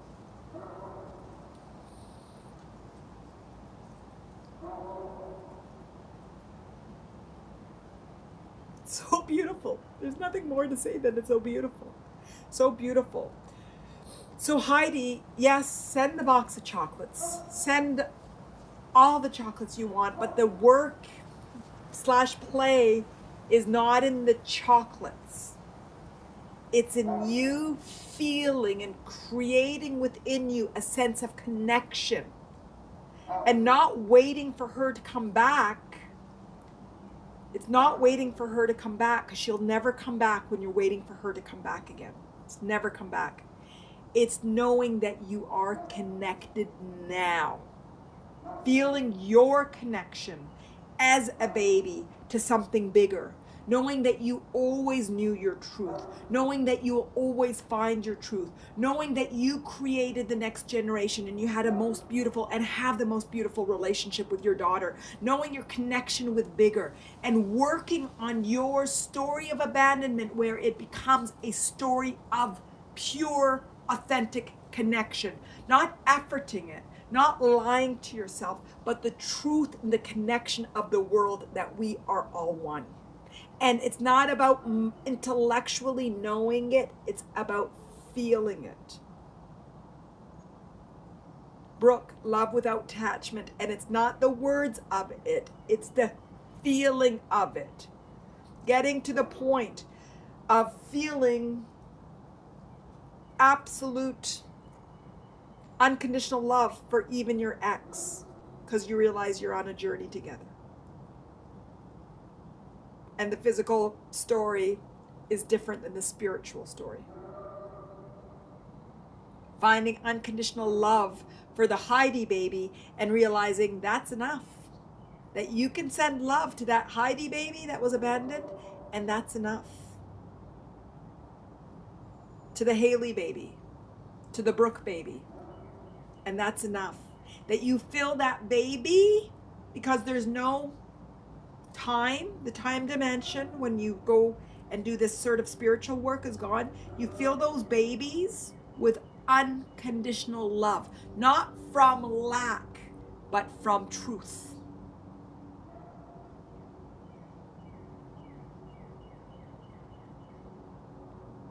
Who wants to do that? Who wants to go back to your baby in all ages and stages, and send that baby unconditional, empowering love? Let's do it right now, okay? Give me hearts, give me words. Who's ready to do it? Let's do it right now. Me. Okay, me too, Jen. It's one of my favorite things to do. It's one of my favorite things to do. Okay? Okay, I see the hearts. I want to buy my own baby doll. Fantastic. So let's do it, okay? Everybody, I want you just to close your eyes and just let's fill the virtual room with unconditional love. And amazement at the clarity that we can see in other people's journey. And the willingness and the openness for us to see it in our own. And the curiosity and the acceptance and full acceptance of our vibrational story. Okay? Do you feel the room? Can you feel the room energy feeling? Do you feel the shift? Okay? Unconditional love and excitement. Like, it's so powerful. And like just how empowering we have collectively got. Like even the shift, the individual and collective shift that this room has created together in the last hour and a half. Okay? Now I want us to start in the womb. Go to yourself in the womb and just give unconditional love from full, not from lack, not from not enough, but from full to that baby in the womb.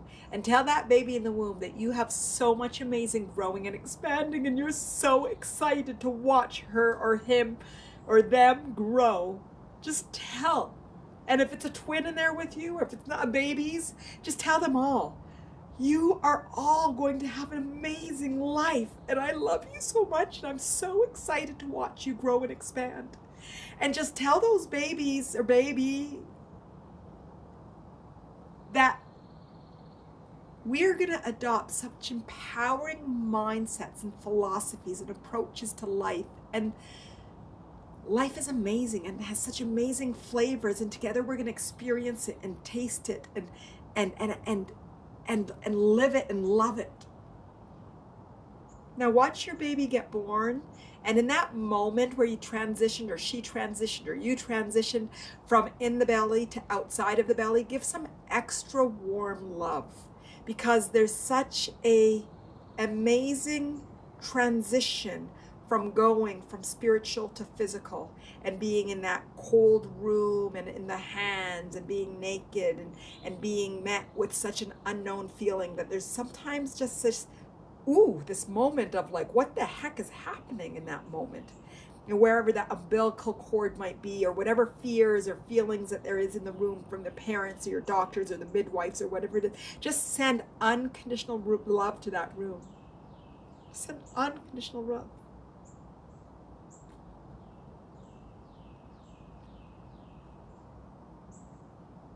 And just love on your mom and dad, no matter what the circumstances, and just a recognition that, hey, we're all in this vibrationally. And I'm so sorry that at times I'm going to take you personally, but I know that we're in this together. And I love you and I thank you. I thank you for us all being part of the same journey together.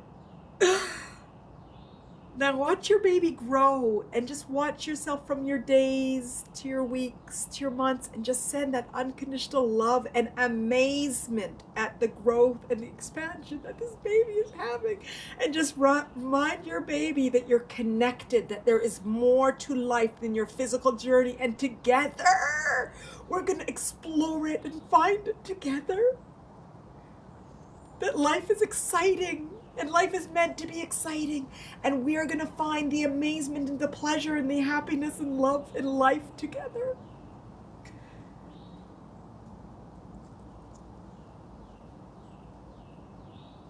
Fantastic. I see all the positive. Christina got the image. Tag, you're it. A game. Now it's my time to learn and search and find. Has made it simpler and easier. We will all laugh at the end. We are all laughing. Beautiful. Heidi says so beautiful. Fantastic. Now watch yourself into your days and your weeks and your months and your years. If there's stages in your life that you remember to be more in need of love, stay at that stage and just love on yourself and just say, hey, this is okay. We're growing. This is one of our biggest growth opportunities. This is growing. One day you're going to know that every moment is for our growth and expansion, and we get to do it together.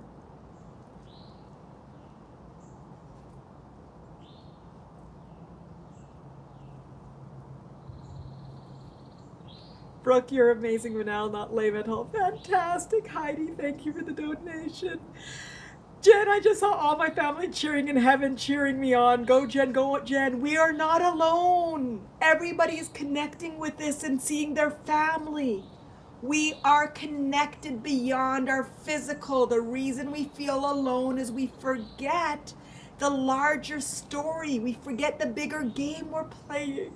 We forget about the human journey and the celebration of it, and we just become so centric on the physical experience, but there's so much more. And together we get to experience it and love it and grow it and have it together.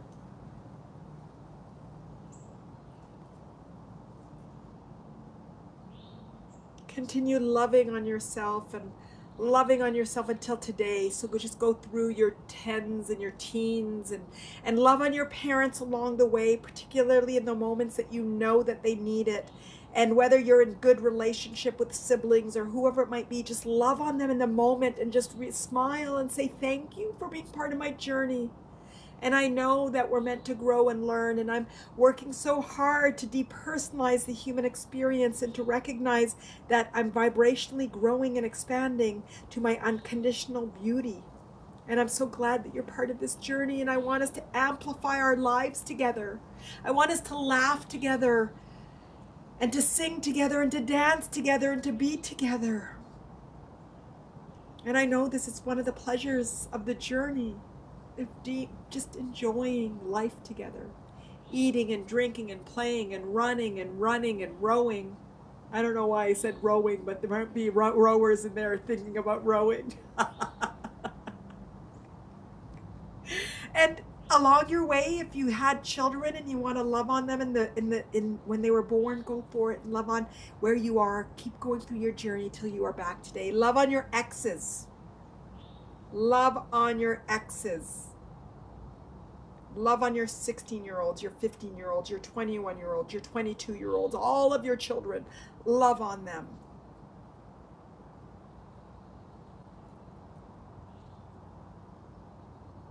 Life is about unconditional knowing and feeling and trusting of the beauty of life. And it's not enough for me to tell you. We have to feel it. That's the heart opening up and leading the mind. We have to feel it. We have to feel it. And together we will, and we can, and we do. Brooke, feel it to heal it. And Brooke, my relationship with healing is that healing, the definition of it, we did it during one of the live streams, is the definition of healing is to feel whole from disease or from lack. If you want to call healing to be whole, period, I like the word. If you want to call healing to be whole from lack, don't use it. Don't use it. So either redefine it to be feeling whole, feeling full, and not from, but X, but just period, use it. If you like, if you feel it is healing, it's from a lack, I don't like the word. I don't like the word. Was that clear? Did I say it right? So healing, when it's only to be full and to be whole, love the word. The definition that many of us use is to be whole or full from, don't like it. Don't like it, because it's not empowering. We are always whole and we're always full. We're always whole. We're always full. Brooke, can I invite that for you? Can I invite that shift and that perspective? Jen, it's so powerful. I could hear you say this all day. It's so freeing. Thank you. My heart is softening. Fantastic, Jen. Brooke, beliefs that are old wounds. Yeah, Brooke. And now, like just I said about mistakes, see it and change it. Fantastic. Just like mistakes, wounds aren't wounds. They're just the opportunities for growth. I just want us to shift at not seeing us from weak. We are powerful beings. And there's a lot of conditioning that makes, I don't like that word, that has taught us to see ourselves from less than whole. And we are all whole. We are all whole. We are, I spelled that wrong, are all whole. Period. It didn't send the word whole yet. Whole. There we go. We are a whole. Period. Period. No ifs, ands, and buts. We are all whole. Who wants to create the intention to see that they are whole? Period. Period. You are full, period. You are whole, period. No ifs, ands, and buts. We are all whole. Not but period. Period. We are all whole. Fantastic. Fantastic. Fantastic. So how is everybody feeling? Heidi, I am. I am. Heidi, I am. And Heidi, I cannot wait for you to come into this inspiration, any inspiration, and for you to say, I just went to my daughter's house and we had a beautiful reconnection and reunion. I cannot wait. And I know, I just feel it. I just feel it. And I'm just so excited for you to come back and say, I am connected with my daughter and I connected with her and my son and life is beautiful and I am and I am whole and you are whole now and you are now, but I am so excited. Amy, I view myself as being broken on a journey to fix myself, or perhaps not. I am already whole. Amy, you're not the only one. It's what is taught to us. And it's such a distinction in being willing to see yourself as whole and then growing and expanding. What feels better? I am broken on a journey to fix myself and to heal myself, or I am whole and I'm here to grow and expand. The life journey has taught me things and I'm here to continue to grow and expand and grow and expand and grow and expand. What feels better? What ride do you want to be on?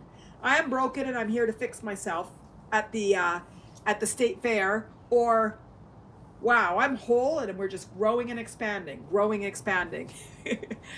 Amy, the second option sounds much better. Yes, Amy, I would agree, and I'm glad that I was so compelling. Okay, I invite you. It's as easy as the invitation. It's just easy as an intention. Tammy, I have had a shift of healing to self-discovery. Tammy, love it, love it, love it. That alone, that shift alone will transform the way that you see, taste, feel, and live life. It moves everything from pain to acceptance and growth and honor. It moves everything from suffer and struggle to growth and expansion. It moves everything to normal and natural. It lets go of self-judgment and things are wrong and being bad. And it allows you to grow and see, how big can I get? Where can I go? Where can we go together? Where can we go? Brooke, I don't like hearing people say they're broken. It's just not true or possible. Yes, I agree. I agree. And that's what the catalyst for today was. From negative to empowering thoughts. Let's just become aware of the thoughts that we were conditioned to hold and shift them so we can amplify our growing experience. Because we're going to grow regardless. We are going to grow. Every single one of you are going to grow. Every single one of us. But do you want to grow at the speed of a rocket ship or baby steps? Who wants to grow baby steps, and who would like to grow at a rocket ship speed? Tabby, yes, I'm learning this. So much of less self-judgment. Fantastic. So fantastic. Self-acceptance. And that's where acceptance is good. And it depends better than Brooke says slow is better. That's fine. Steady wins the race. That's fine. Everybody pick the speed that they like. Efficient, yes. Katarina, how do you let go of old toxic beliefs? Katarina, what old toxic beliefs are you talking about?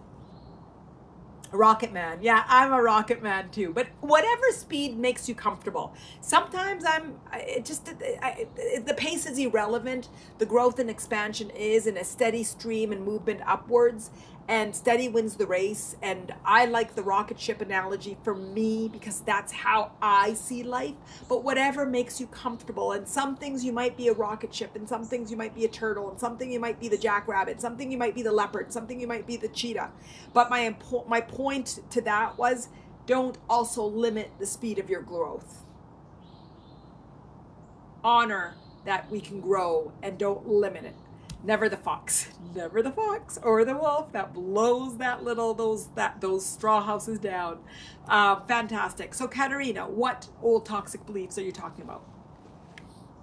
Katarina, beliefs about not being good enough, stemmed from childhood trauma. What would you suggest? Katarina, everything that, I don't know when you came in today, but everything that we've been talking about is just awareness. Awareness of the desire to shift to being worthy and free and loving and happy and love, and a recognition as a spiritual being. We are all of that, and letting go of the personalization of the physical journey and recognizing, oh, I'm just supposed to be here to grow and expand. So if you can just enough shift yourself out of the personalization of that human journey and just move it and shift it to recognition. It's like, oh, I am learning and growing, and I'm here as a human, and the humaning journey is to grow spiritually, and part of the spiritual growth is to not take everything personally. And so that's all awareness. And Tammy says, I started with the observation of everything. Perfect. And step one is awareness. Step one is awareness, observation, acceptance. I came here 5 minutes ago. Thank you. Yeah, Katarina, we'll be online this one again, but it starts with feeling into your bodies, recognizing your four bodies, your egoic body, your mental body, your emotional body, your physical body. It's about seeing the resistance. And we talked about all of this. So some of these words are going to be like, oh, because it's your first time, we'll be like, oh, but we talk about the same thing. I mean, you could talk to some of the regulars on here. We talk about the same thing every time, but it's different every time because we come about it in different ways, and we grow every way because we're a human being that have been here for decades of years. So the conditioning is sort of like muscling, sort of like going to the gym and building your biceps and build up your biceps. So today we'll tell you, oh, it's about awareness, and you're like, okay, I'm aware, but it's not doing anything, until one day that awareness shifts to acceptance and honoring and love. So step one is what you're doing here, asking the questions, creating the intention, having the desire, knowing you can. Step one. Step one. Step one. I create the intention of recognizing my unconditional worthiness. I create the intention of feeling good. I create the intention of being pure, unconditional love. I create the intention of living a free, beautiful life. Step one. Step two is start to become aware of everything that happens that makes you disbelieve it, particularly when you really get caught up in the story. Oh no, my ex did this. Oh no, I am a victim of that. Oh no, this person did this. And start to see, oh, look at me living life from the physical and not the spiritual. Watch me as I start to really human and become so identified and personalized with this human, rather recognize of what's going on inside of me and how are these physical expressions of life allowing me to learn and grow internally. So everything we want to do is create an internal barometer about our misbeliefs until we get to our true beliefs. If anything else, does anybody want to say? Amy says, stick around, Katerina. Manal is fantastic. Definitely follow her ex. Oh, thank you. Is there anything else that anybody wants to say and offer to Katerina if you're going to do a quick Cliff Notes? Heidi, I want my first tattoo in my forearm to help me remember. I'm thinking, I am, breathe. Any ideas? Oh, Heidi, tattoos are such an interesting one. I love I am. I love I am. But whatever resonates with you is the most. I love different languages. A wind too. Yeah, Brooke, wind is beautiful too. Water is gorgeous.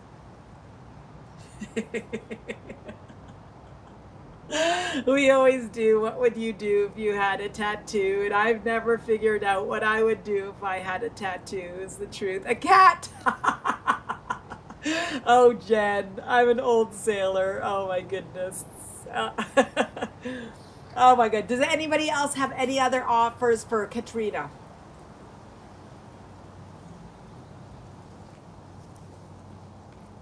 Amy, exactly. Things that resonate with me all the time, so I would never get a tattoo. That was my problem too, Amy. Christine, Post-it notes around the house. Katerina, come back. Yes, Katerina, come back. We talk about the 4 bodies, the egoic body, the mental body, the emotional body, the physical body. We talk about the 5 steps to awareness. Step 1 is awareness. Step 2 is acknowledgement.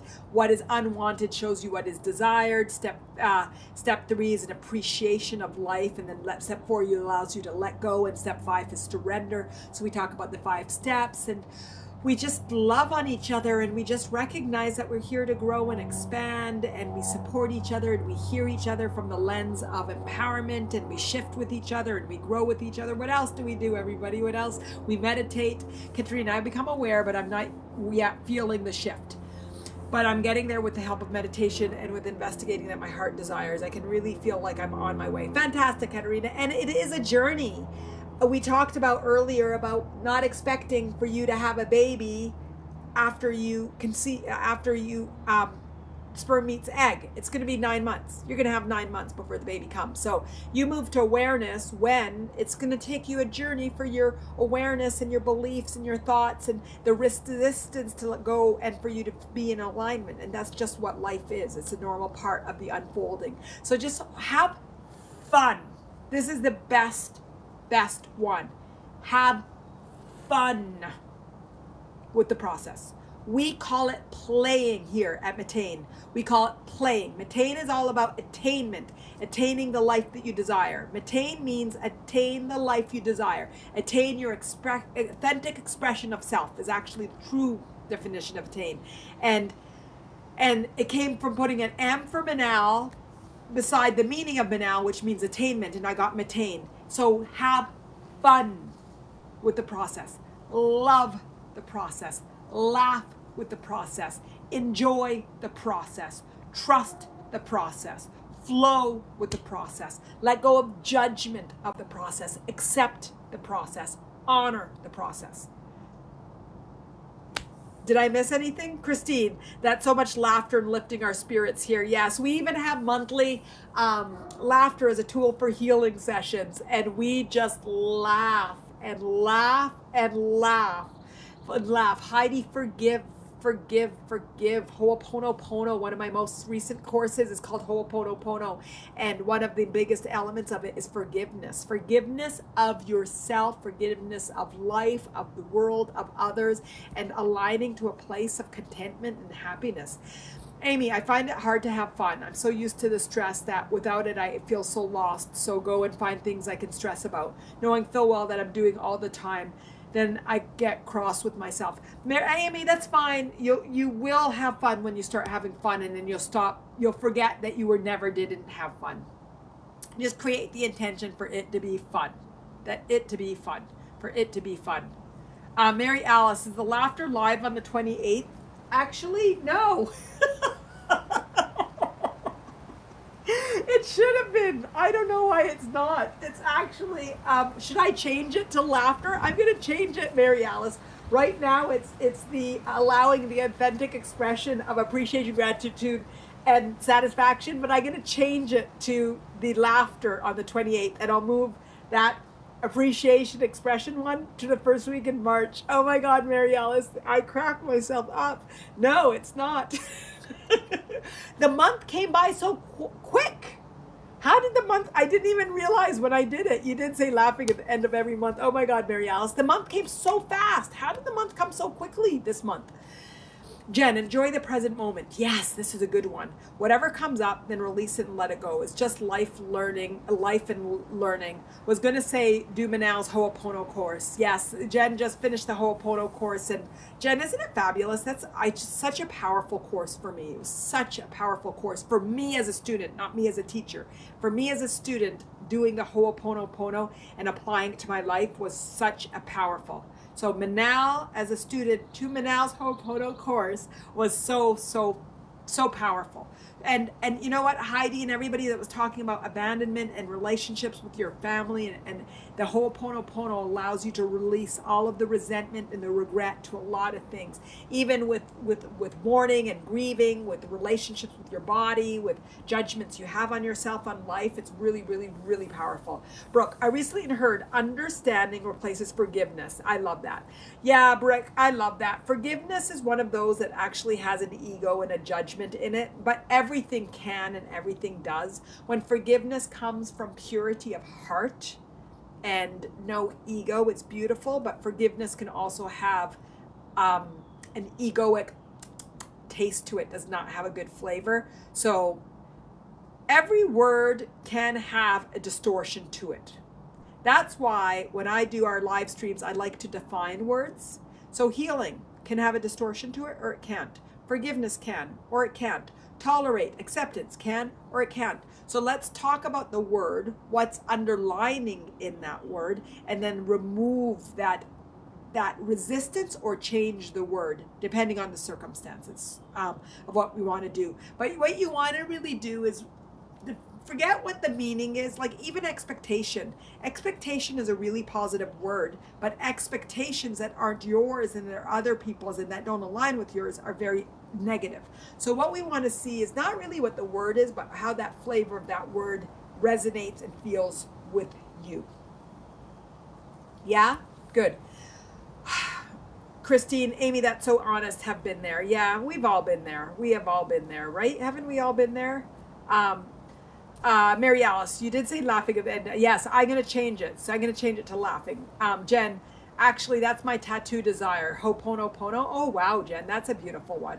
Brooke, we have made way too many words. That's why animals are awesome. Yes, and that's why what we just did, that exercise of giving love to our loved ones, so powerful, so powerful.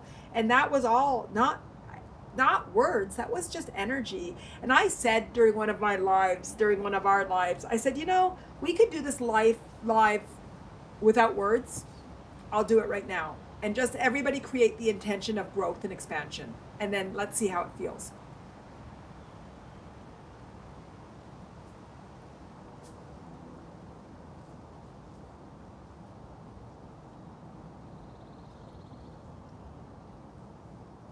Fantastic, right?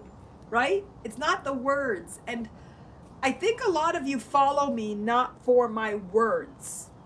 It's for the feeling that we get and the feeling and the clarity of my words. And because some things I'll do and the recordings don't have as good as a clarity and knowing and inspiration as this. And I know these inspirations because we're all here with such a desire to grow, and the energy and our collective energy brings such a different energy than a lot of the other things. But everything has its purpose and everything has its value. So I love all of the mediums and our opportunity to do all of the mediums together. So anyway, the point is, it's about the feeling. Jen, the laughing and the singing, the laughing and the singing, the laughing and the singing. Yes. The laughing and the singing. Brooke, I did a silent retreat for a week once. It was intense. Yeah, Brooke, I've never done one, and I feel like it would be intense. Heidi, do you have a podcast? Heidi, my podcast is coming out in the 1st of March. I'm actually really at the age of growing and expansion. So me as Manal, as Mattain, as an expression of what you're hearing, I'm about a year and probably almost a half old, and my podcast is coming. The first one is going to be called Mattain, Attain the Life You Desire, and then the first 3 will be talking about anxiety and different elements of anxiety. But I just wrote the last couple of days what I'll be doing for the next 12 weeks, and I'll be recording them very soon. And the first week of March, my podcast will be coming out. I see the hearts. I'm really excited. Heidi, yes, you'll be excellent. Thank you. I'm actually excited for this expression. And I know that it's nice to have a different medium that's available and a different taste and flavor with a different length, with a different focus. And yeah, I'm very excited about it. Thank you, thank you, thank you. Okay, so how does everybody feel? I know I feel aligned. I know I feel really good. I feel like today was really powerful. I feel that everybody came in with the intention to grow and expand, and I feel like we did. I feel like we all have moved to honoring our minds and recognizing that we have the capacity to choose how we want to see our minds and then use our minds. And the biggest thing is recognizing and honoring the resistance in other bodies to allow the mind to be free. To allow the mind to be free. And then when we're ready, to let the heart lead the mind, the heart lead the body, the heart lead the ego, and for us to really be in a place of strength and empowerment. Beautiful. Mary Alice, I always want to make up new superlatives after time with you, Manal, and everyone. Appreciation is the best word, but it seems insufficient. Thank you, Mary Alice. I would say, how about this one? Loving appreciation. It doesn't feel right either, too. Feel like there was such awakenings today, like such beautiful movements and shifts from all of you. I don't know. Maybe we should just okay, I know, Mary Alice. Let's all have a moment of feeling, since we talked about feeling, of feeling what we feel about today.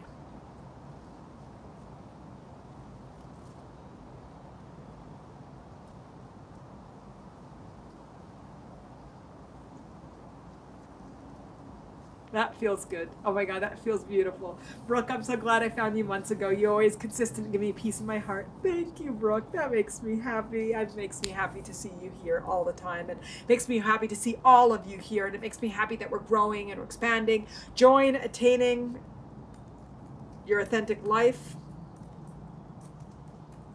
I think I spelt that wrong, so let me Attain Your Authentic Life, the group here on InsightTimer.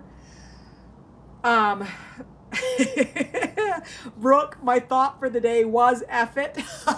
And Brooke, what is it now? Jen, warm and alive. We're all attuned to our growth and expansion. Fantastic, Jen. Brooke, what is it now? That intolerance to the lame people around. Mary Alice, majestic and momentum forward. Thank you, everyone. Mary Alice, that's all beautiful. And it's 3 M's. 3 M. Heidi, growth is that feeling. It's just to envision roots from trees growing together. Trees to me are a feeling. Fantastic.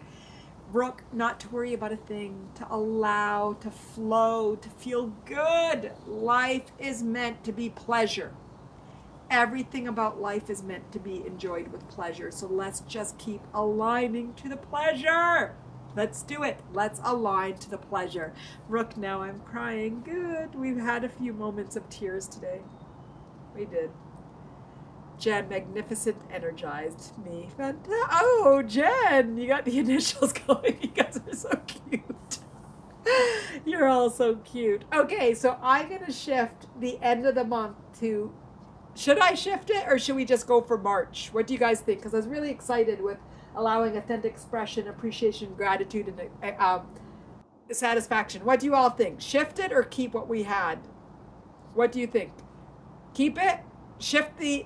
Do laughter the end of February, or keep the appreciation and gratitude, allowing authentic expression of appreciation and gratitude, and wait to the end of March? Both? Okay, Monica. Okay, you know what? Both. Next week, I'm actually... next week, I won't be having a live. So I will do week the after week. Monica G says both. Monica G, with you in your beautiful wedding gown, with your dear husband. Yes, I will do both. I'll shift the 28th so we could be true to the end of the month, the laughter. And then I'll do probably the first, March 1st or 2nd, whatever that is. I'll do the appreciation one. Love to you, Monica. Love to you, beautiful Monica. Fantastic. Okay, guys, so I won't see you next week on a live, but I will see you everywhere. Give me comments and let me know what you think about the meditations, the inspirations, and the talks. Find me on my YouTube channel. Share with me on Attaining Your Authentic Life. Talk together as a group and see what's going on. Comments on the courses always make me feel really good. So let's communicate a lot next week, and the week after we'll have our 2 lives, laughter and appreciation, authentic expression appreciation, and we'll continue to love and grow and laugh and live and love and be happy and joyous and aligned and flowing and beautiful and having those empowering thoughts that are motivated by our open heart and aligned with our egoic beauty and our physical beauty. Fantastic. See you all. Thank you for all of the participation. Thank you for all of the gifts, all of the donations. Thank you for all of the beautiful hearts. Thank you for everything. You are all amazing. Ciao to you, Heidi, and ciao to everybody. My love, always. That was amazing. That was so energizing. That was so empowering. I hope you enjoyed it. And if you did, come to my website, www.Mattain.me, www.Mattain.me, and be part of the community. Join, get the newsletter. There'll be gifts with it as well, and continue to grow and expand with me. Follow me on Instagram, follow me on InsightTimer, follow me on YouTube. So exciting to continue to grow and expand with you. My love, always.